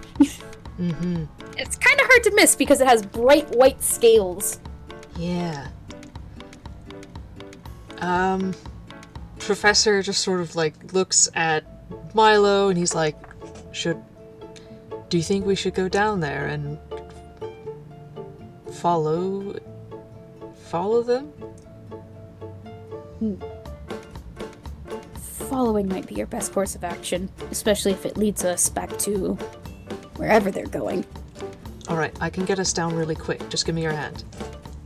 Oh, alright. He holds out his hand and it takes yours. Yep. And he's going to dimension door, because he can take one person with him. Yeah! If that's 500 feet, he's going to take them as far as he can get. If that's just to the foot of the clock tower, then so be it. But yeah. It's probably just to the foot of the tower. Yeah, it is a big tower. So yep, that's where they are, and Professor just like, alright, and gonna take off. Just for a little touch of flavor, there's like a startled quacking sound as like a little, like one of those pull-along wooden toys that look like animals. There was like a little wooden duck that kind of quacks in startled surprise as the dimension door appears in front of it. And it just wildly backpedals and steers away.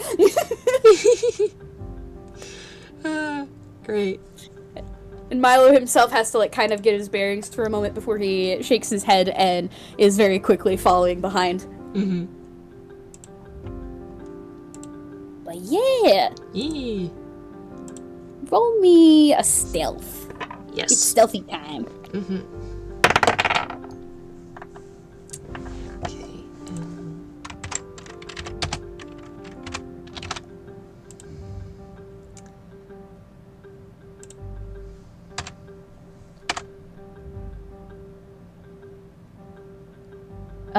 11 from the professor, 16 from Milo. Shoot. Mm. Let's see. Let me figure out the average real quick.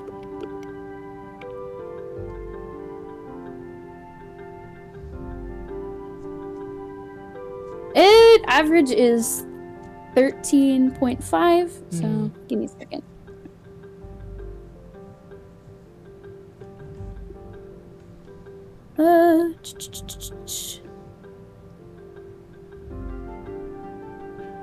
That is surprisingly enough. Okay. Ooh. The two of you, make your way towards, this building and kind of quietly situate yourself where you can see, the outside of the building as well as where the little kobold, which you can see is kind of peeking over the edge. Like, attentively looking down at the street below. Doesn't notice you, even as, like, you kind of duck underneath, like, I'd say you guys duck underneath, like, a tarp that kind of hangs open over the front door. And,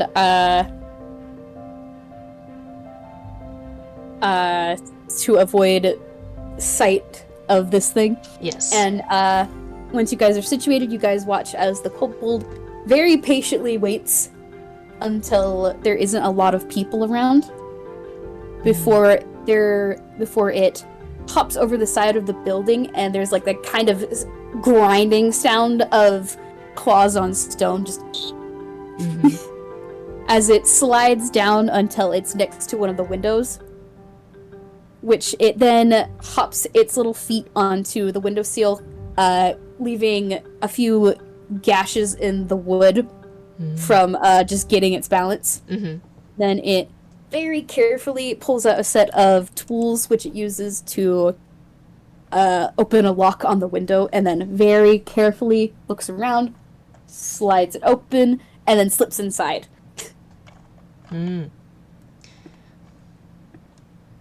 All right, shall we?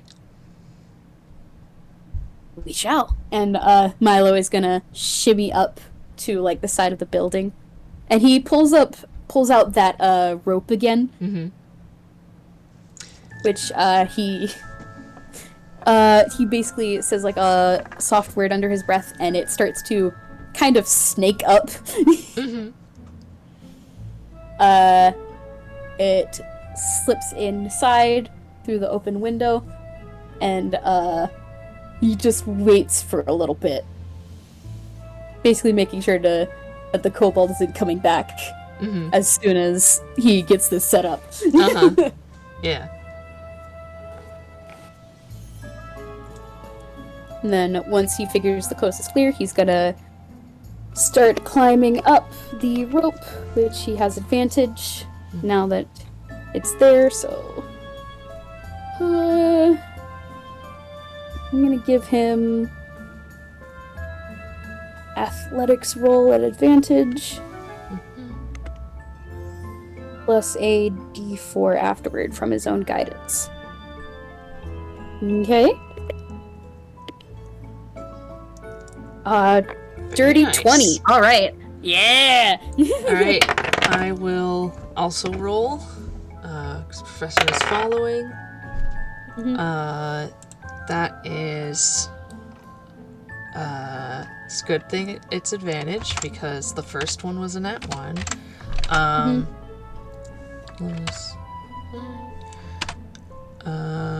That's 21. 21. Ooh. Heck yeah. As quietly and as skilled as like a professional robber. This is like Phantom L levels of expertise we've got going on here. The both of you shimmy up the rope and slip inside.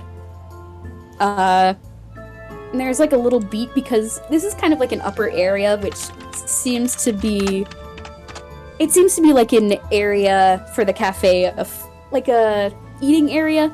It just happens to be upstairs with like a good view from the window. The kobold is nowhere in sight up here. And Milo is just very carefully having the rope wind back into his bag as he takes a look around the room. Mm-hmm. And roll me a perception.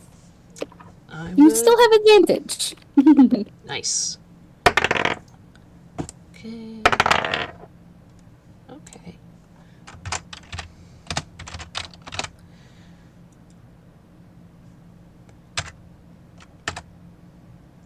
16. Okay, 16 and 18. Okay. It's less that you see and more that you hear. There is kind of like the sound of like clinking of glass and metal from downstairs. Mm. And I think you and Milo kind of notice this both at the same time. And there's like Milo like looks at you before he starts to basically gesture like, do we head downstairs or? Just nods. Yeah. And with that, Milo nods, and it's stealth time. Yeah. Gonna give you and himself guidance. Yeah. Alright.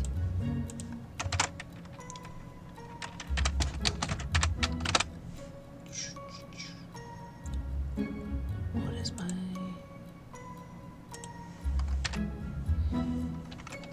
It's an 18 from Milo. Okay. 17. Heck yeah. The two of you, very quietly creep down the stairs. And not even making a sound. As, you move downstairs, inspect, like, the kind of the front area before turning your direction towards the kitchen, where you can see this little kobold. Its tail is kind of poking out of a cabinet from below. And there's the sound of like clinking and scraping as it occasionally pops out, inspects something in its clawed hands before shoving it into a little bag that is kind of slung that's at its side. And once it's like filled up with like lots of stuff, it nods and then slings it over its shoulder. And starts moving to go back upstairs. Let's see. Professor, you're gonna do a smart thing or not a smart thing? Oh. Not as smart. Okay, he... he's going to, just jump out in front of it and just go like, hello, and try and grapple it. There's just like the kobold. Roll me athletics. Athletics for grapple. Yes. It's gonna roll acrobatics to try to get out. Oh heavens. Oh heavens, that's a 23. Yes it is. Oh! That's a 10 from the kobold. Oh. It lets out like a startled yelp as you very easily just kind of wrap your arms around and grab it and lift it up into the air. And it's kind of thrashing in your arms with like its little legs kicking out from under it. No! Put down! Not until you tell us what you're doing here.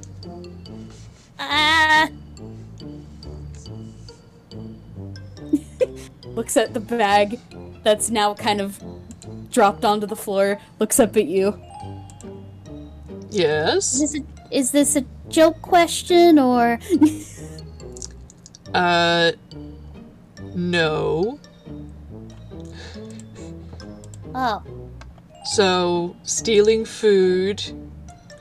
Am I right? Yes. Okay. Why?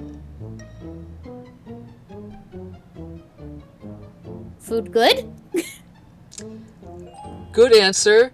Why from here? Food from here good. Hmm. It says very matter-of-factly, and if you want to roll insight, you can. Yeah. Whew, okay.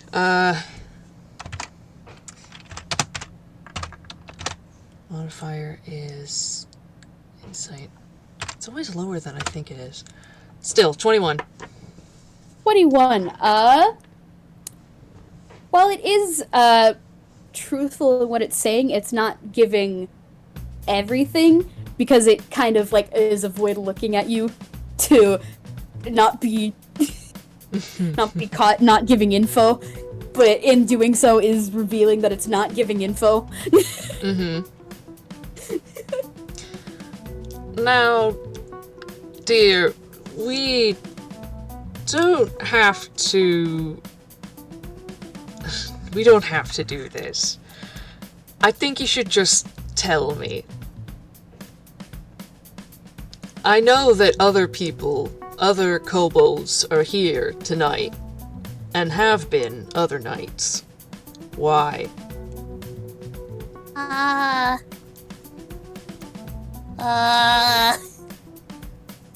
I'd say roll me either a persuasion or an intimidation.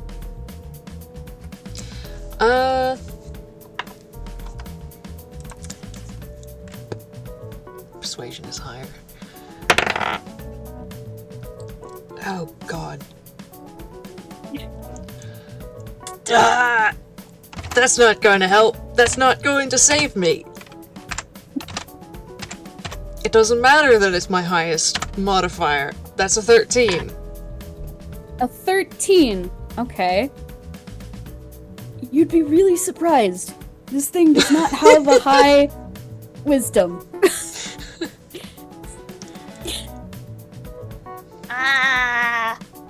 Okay. Well. See, there's this thing, and we're getting stuff for the thing so that we can have a celebration for things. A hopeful celebration for things if things go well. Not very specific, but okay. What thing? What's the, what it's is... a ceremony. Ceremony. Alright, Yeah. And what is the thing you're celebrating? Potential unity of clans. Oh, well that sounds nice. Yes. What thing, is asking you to do this? Well, as part of the ceremony, in order to figure out if the clans can come together, we have to get lots of stuff. We have to get our own hoard. I see. And is this traditionally, collected from other people's hoards? Yes. Okay. Like a dragon hoard. Right. Can you let me go now, mister? Oh, God.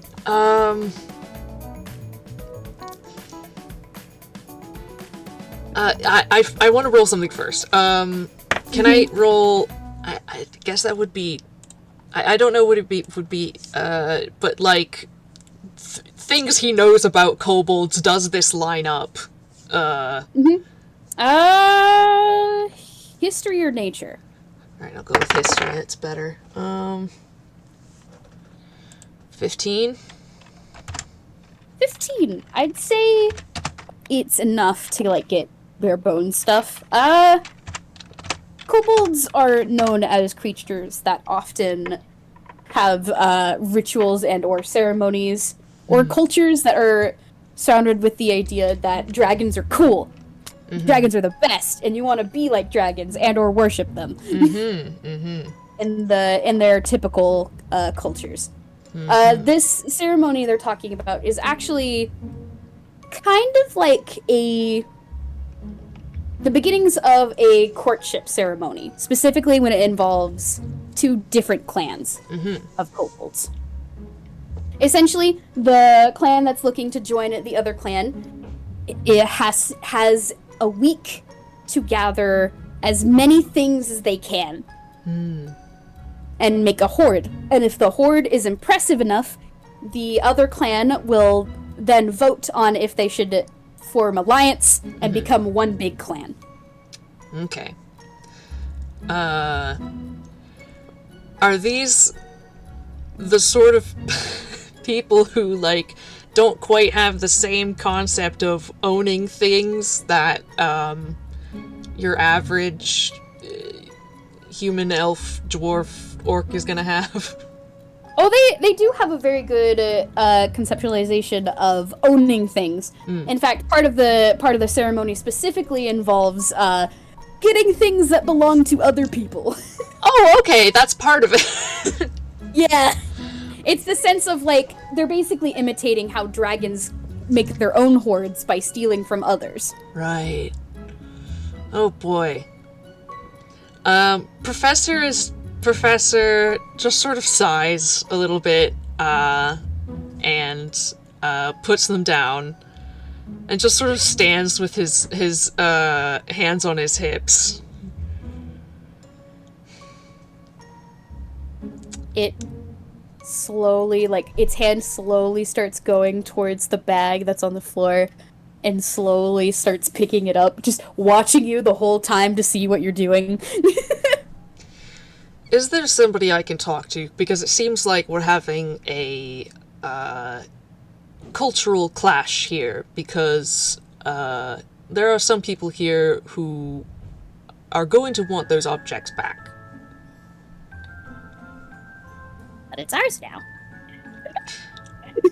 Well, if we take it back, it becomes ours again. Isn't that right? Yes. Alright, fair enough.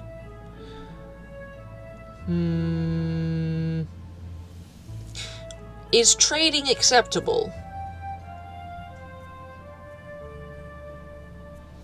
It kind of, like, squints its little eyes at you. Depends on what you want. Well, it would need to be an equal trade, of course. Equal value.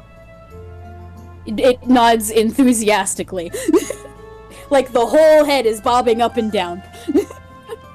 Alright, let's see.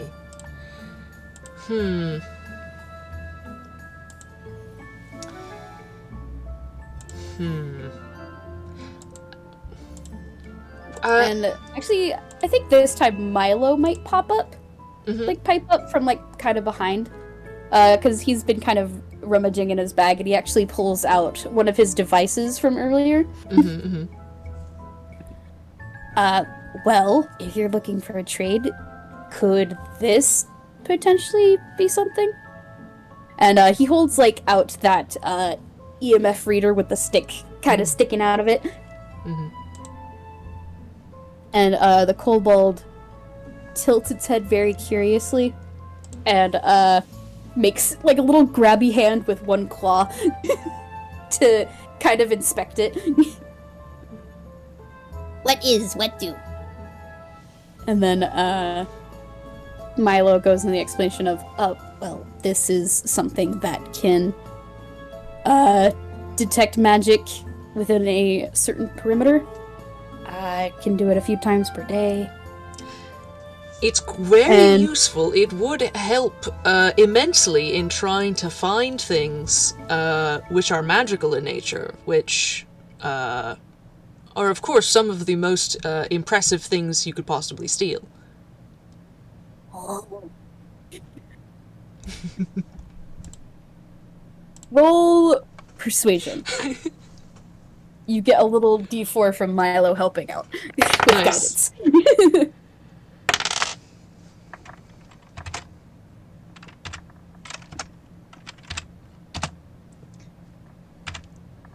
Right, still not rolling too hot, but it doesn't really matter. Not for this. 17. 17! Yeah. Yeah, no, you've got this kobold hook, line, and sinker. Like, its little reptilian eyes have kind of, like, gone a little bit silly-eyed. as it holds the little device in his hands. So, I come back with the thing you want, and you give me this? Professor, like, looks at Milo like, yes? Milo gives a thumbs up, Yes. to which the kobold very excitedly starts stepping in place, and like almost moves to like leave with the device before Wait, hang on. and very carefully hands it back to Milo. Before excitedly just shimmying back up the stairs, and there's taking the bag with him, and there's like the grinding of claws on stone. Professor's just gonna run to catch up, like, we didn't tell you what we wanted yet. Oh, right. Hang Shouting on. down from the floor. What do you want? Milo the drawing. Yeah, Milo just sighs, digs into his bag, holds out the drawing, which he falls into a little paper airplane and tosses it at the kobold. It's a little stone statue, looks like this. Oh. And like it inspects the drawing very closely, like turns it around in his hands, and once he has a good look at it, the kobold gives a thumbs up, and with both the drawing and the bag of stolen goods in tow, he scurries to like a spot in the middle of the street where he opens up like a sewer grate, then slips down inside with the sewer grate being pulled back over top him. Well, that was interesting. Ah, it was, huh? Well, that fixes our problem, but it doesn't really fix all of the other problems. That can probably come with time. If it's heading down there, it might be that... Well, where they're putting the things is down there, too.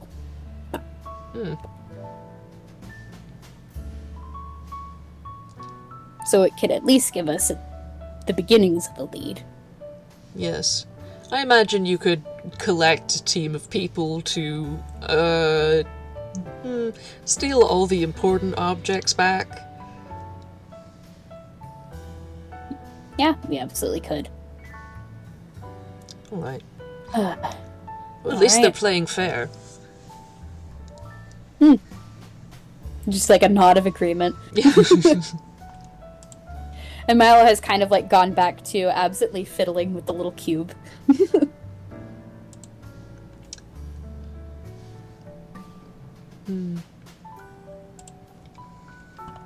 So yeah, probably a little bit of time for interaction.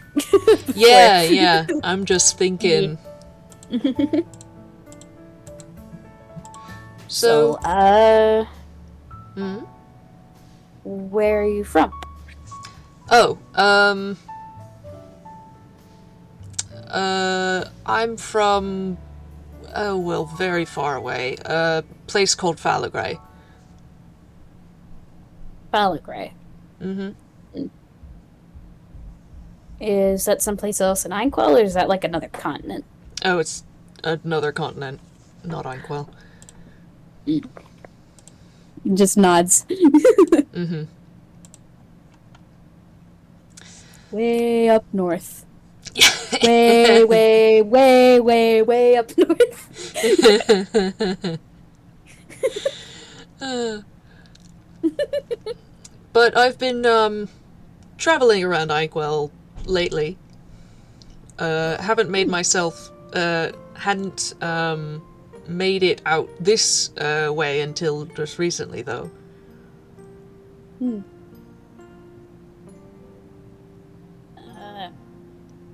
That have anything to do with the state I found you in? I was, I was adventuring with some friends, and we got in a fight with, a statue. A statue? Mm-hmm. Like... Like an animated statue. Oh. Huh. Hit hard. Hard to damage. Like, as you're explaining it, Milo is kind of nodding, and he kind of pulls out, like, a notebook and kind of flips through it absently. Mm-hmm. I don't know anyone around here who would fit that description, but I don't know if I if see something like... Well, if I see something like that, I'll keep an eye out for it. Let you know. Yes, it's a good idea. I don't know that it is anyone local, but... Well, and I think, the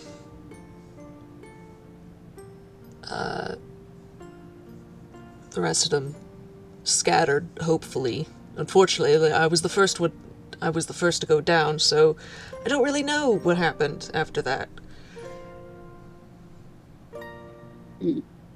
That's why I was asking if any other strangers had popped up. Well, not like you did. Mm-hmm. Kind of be fairly obvious that if someone did show up. We don't get many folks from out of town around here. Because it's an island? Well, yeah. Plus, most folks here kind of like to keep to themselves. Ah. That's fair. And as Milo's talking, he's again kind of put the notebook away and again pulled out that Rubik's Cube, which he twists in his hand. Mm-hmm.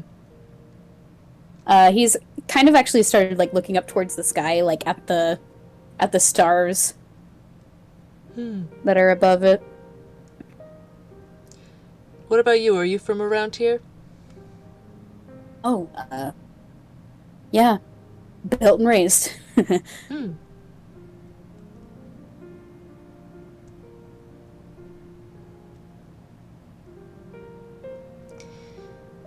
It seems like a nice place.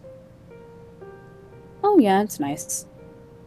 Though after 5 years, and you've explored every nook and cranny of it, it feels... small.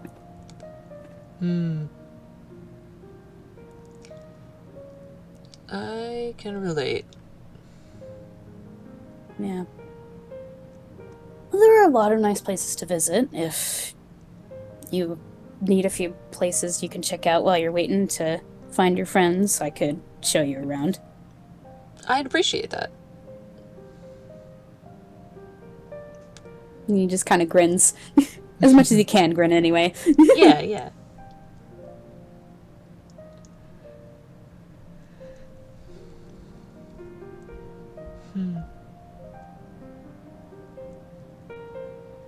So, this is gonna be a really weird question, but, like, can you feel things like touch? Oh, yes, I have a sense of touch. What's it like? He just kind of, like, looks up at you with, like, his his head resting in his wooden hand.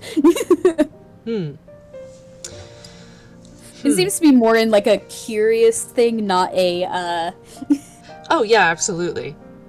Yeah. Professor, like, puts his hand to his chin, like, thinking how to explain it, and he's like, okay, so it's, I guess most similar to, the sort of vestibular sense you've got of where your limbs are at any given time. You know, you are aware of how you're, moving in sort of the space around you and what position you're in. That sense. Mm-hmm. So it's like that, but on a micro scale, and you're able to like apply it to things that you're in contact with. So you're able to tell how other things are, and where they are and the nature and the shape of them. And sometimes the temperature, if you've got that. Not everybody does. I think I can vaguely feel temperature, but it's only like the extremes. But I can't feel much else. And he just kind of taps his hand, which makes like a wooded knocking sound. That seems fairly common from constructs I've met. Yeah. So some of them have managed to... I've met a couple that have managed to develop technology for touch, but it's very advanced. No, I can imagine. I mean, just with what I've got, it takes a lot of thought, a lot of tinkering, a lot of explosions. He kind of says the last bit after like a long pause. Well, that's fair enough. Innovation is rarely neat. Yeah. I find that a lot of the things I figure out happens entirely on accident. Oh, absolutely. And it's just a matter of, like, recreating the circumstances, trying to get it to happen again.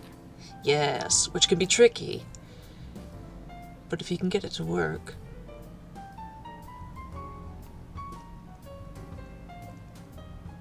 So did you make, all these gadgets? I did, yeah. And he kind of, like, opens his bag again, like, as you guys are just kind of, like, waiting outside the cafe for this little kobold to return. And, he pulls out a few different things. The rope from before and this same, the thing you offered in trade to the kobold. There's also, like, a little bag of, like, gears and stray parts and such like that. What else does he got? Let me look at his inventory real quick. Professor seems he very interested. He also pulls out, like, a little, like, it looks like a little metal disc with, like, a strap to it, and he kind of, looks at you, kind of puts it on his arm, and then gives it a flick, and then something shoots out of the disc, spins around, and now it's like a big metal shield. Ooh, very nice. Yeah, figured a shield that could be more, space, more kind to how much space it uses could be useful. Absolutely. Though, I keep having problems with maintaining the integrity of it. Sometimes the outer pieces break off. I see.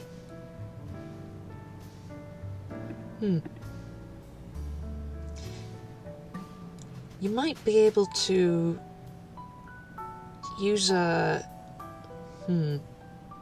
slightly different layering method.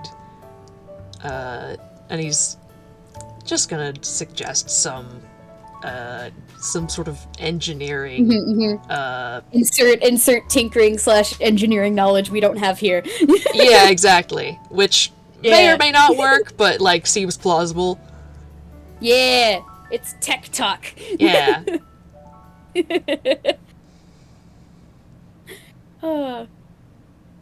I used to be really into making gadgets like this. Oh, really? Yes. What kind of stuff? What kind of stuff you made? Oh goodness. I made a hovercraft. Like something that hovers off the ground? Yes, not very high, mind you. Maybe a foot. Huh. how'd you manage that? Was it like, well, to be fair, the only thing I can think of that can fly is airships, but those are, testy. I started with,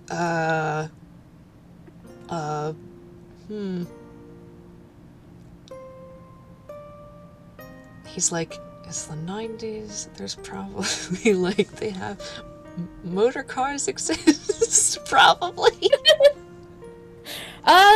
You haven't seen any motor cars in your stay here? Uh-huh.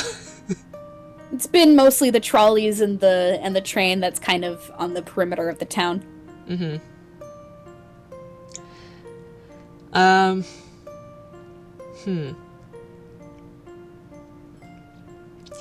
Well, I was using, an electric motor, that I took off of a different vehicle,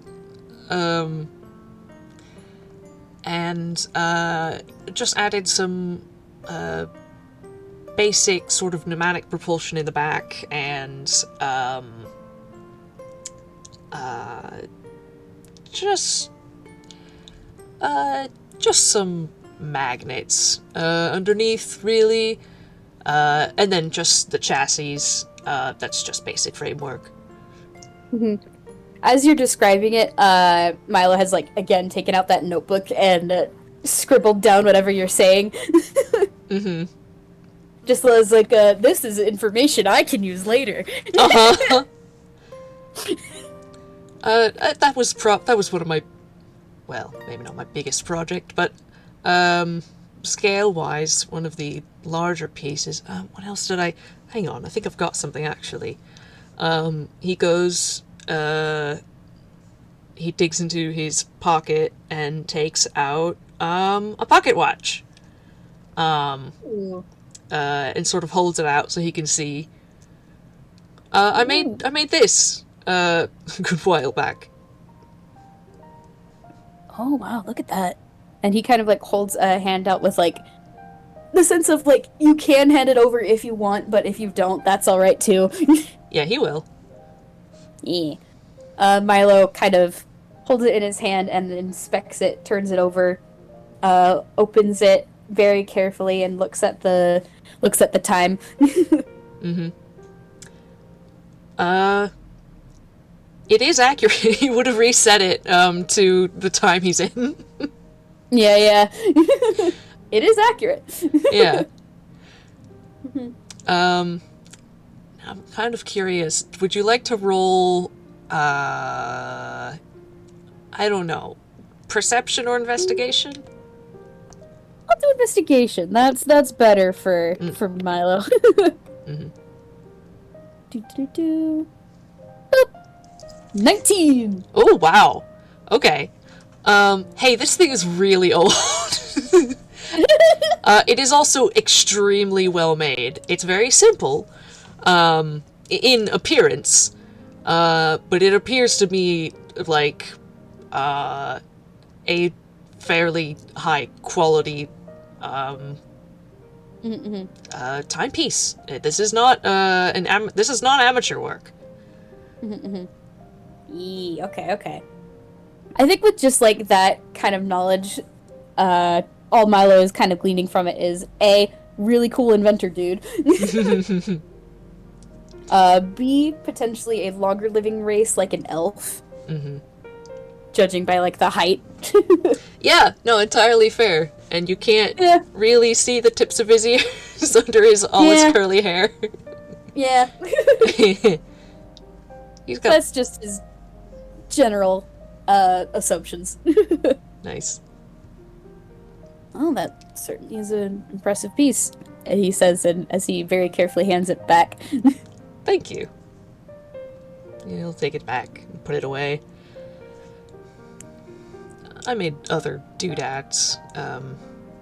I wasn't as good with magic back then, so I needed devices to sort of supplement what little natural ability I was able to scrounge up, but I got better at it. Well, that's fair. Magic is tricky. Tell me about it. The amount of times I've had my own spells blow up in my face. Mm-hmm.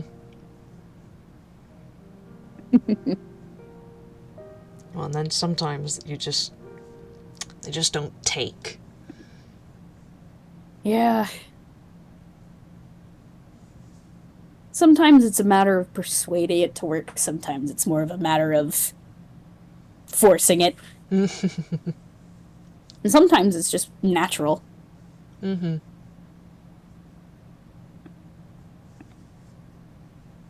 Definitely depends on the spell and the magic. Mm-hmm. Quite. And I think I'm gonna say it's about this time that there is like the metallic thunk of like sounding from like the middle of the street, Mm-hmm. which is followed by a very loud metal scraping sound as the kobold from before has returned. Nice. And it very carefully slides the sewer grate up and on to the street, then climbs up and proudly holding up the like a wrapped cloth in its arms. And you can kind of see like behind it there is like 3 or 4 other kobolds who have very similar like colors and scales just kind of peeking up out of the sewer grate and staring at you guys. Mm-hmm. Professor grins and waves. A couple of them flinch back, but one of them gives a very big, enthusiastic wave. Nice. But yeah, this kobold returns and very carefully unfolds the cloth from around the statue and holds it up. And Professor, you have acquired the statue you needed. Oh, good. Oh, thank you. Milo, you've got the... Trade first. Yes, right. And Milo will just kind of shake his head and hand over the little detect magic doohickey. And then after explaining to the kobold how it works, the kobold then hands the statue off to you, Professor, and then enthusiastically runs back to the other kobold in the sewer grate, and you can hear shouting in Draconic, excited words. If you understand Draconic, do you understand Draconic at all? No, I have a spell that, but I don't know if he wants to cast it. Yeah, that's fair. Well, for flavor for the audience, it's basically just shouts of "Look what I got! Look at this thing! Look what it does!" And then the whole group of them slip under into the sewers, and there's like the sound of scampering claws on stone, and then all is quiet once again. Mm-hmm. Well, that worked out all right, I think. Yeah. Well, this has been lots of fun. Yes, it has. And he, like, kind of, basically just checks over his stuff, makes sure that nothing else was taken by the kobold. Mm-hmm. Professor's going to look over the statue, just make sure it's, all intact. Mm-hmm. It seems to be in very good condition. Probably the same exact condition when you originally saw it, although noticeably much newer, as this is much sooner in its own time stream. Absolutely, yeah. Yeah. Yeah. He is thinking about how he wants to go about doing something. As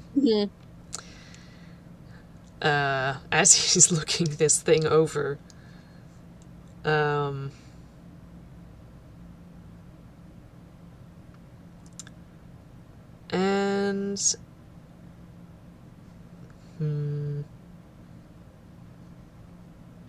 how distracted does Milo seem to be? Uh, Admittedly, Milo is a pretty easily distracted guy, as you've kind of noticed. Mm-hmm. Like, constantly, like, digs through his bags, has to hold and fiddle with things. Mm-hmm.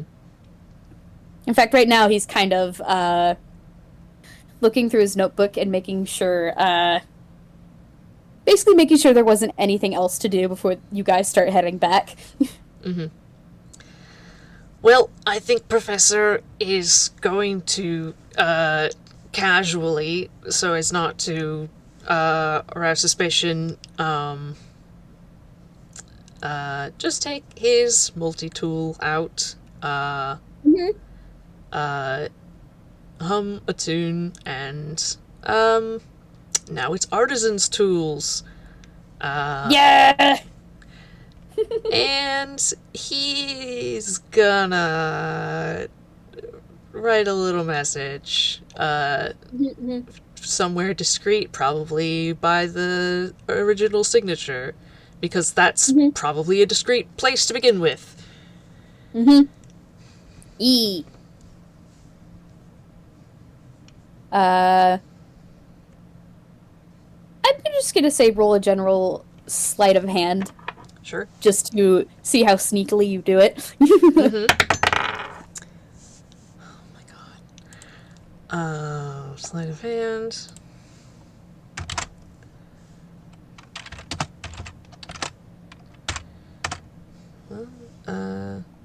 15.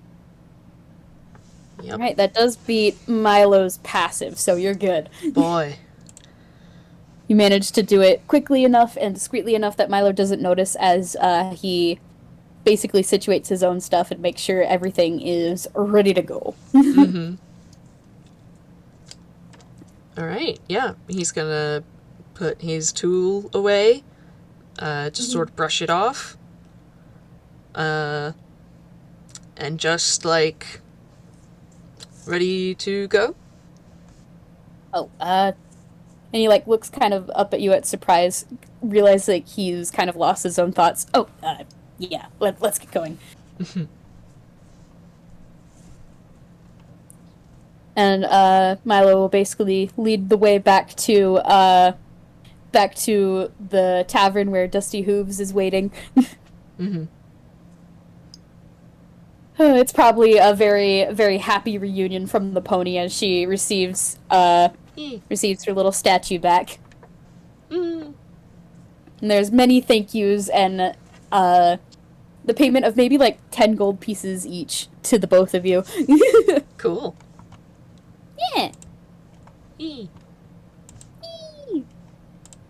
And I think that would be a good place to leave off. Yeah. Yeah. We have the statue, we retrieve the statue has message, and now Pody will send statue to where it needs to go. Yeah. Huzzah! Woo! Woo! We did it! Yee. Yay! This was really fun. Yeah, I'm glad!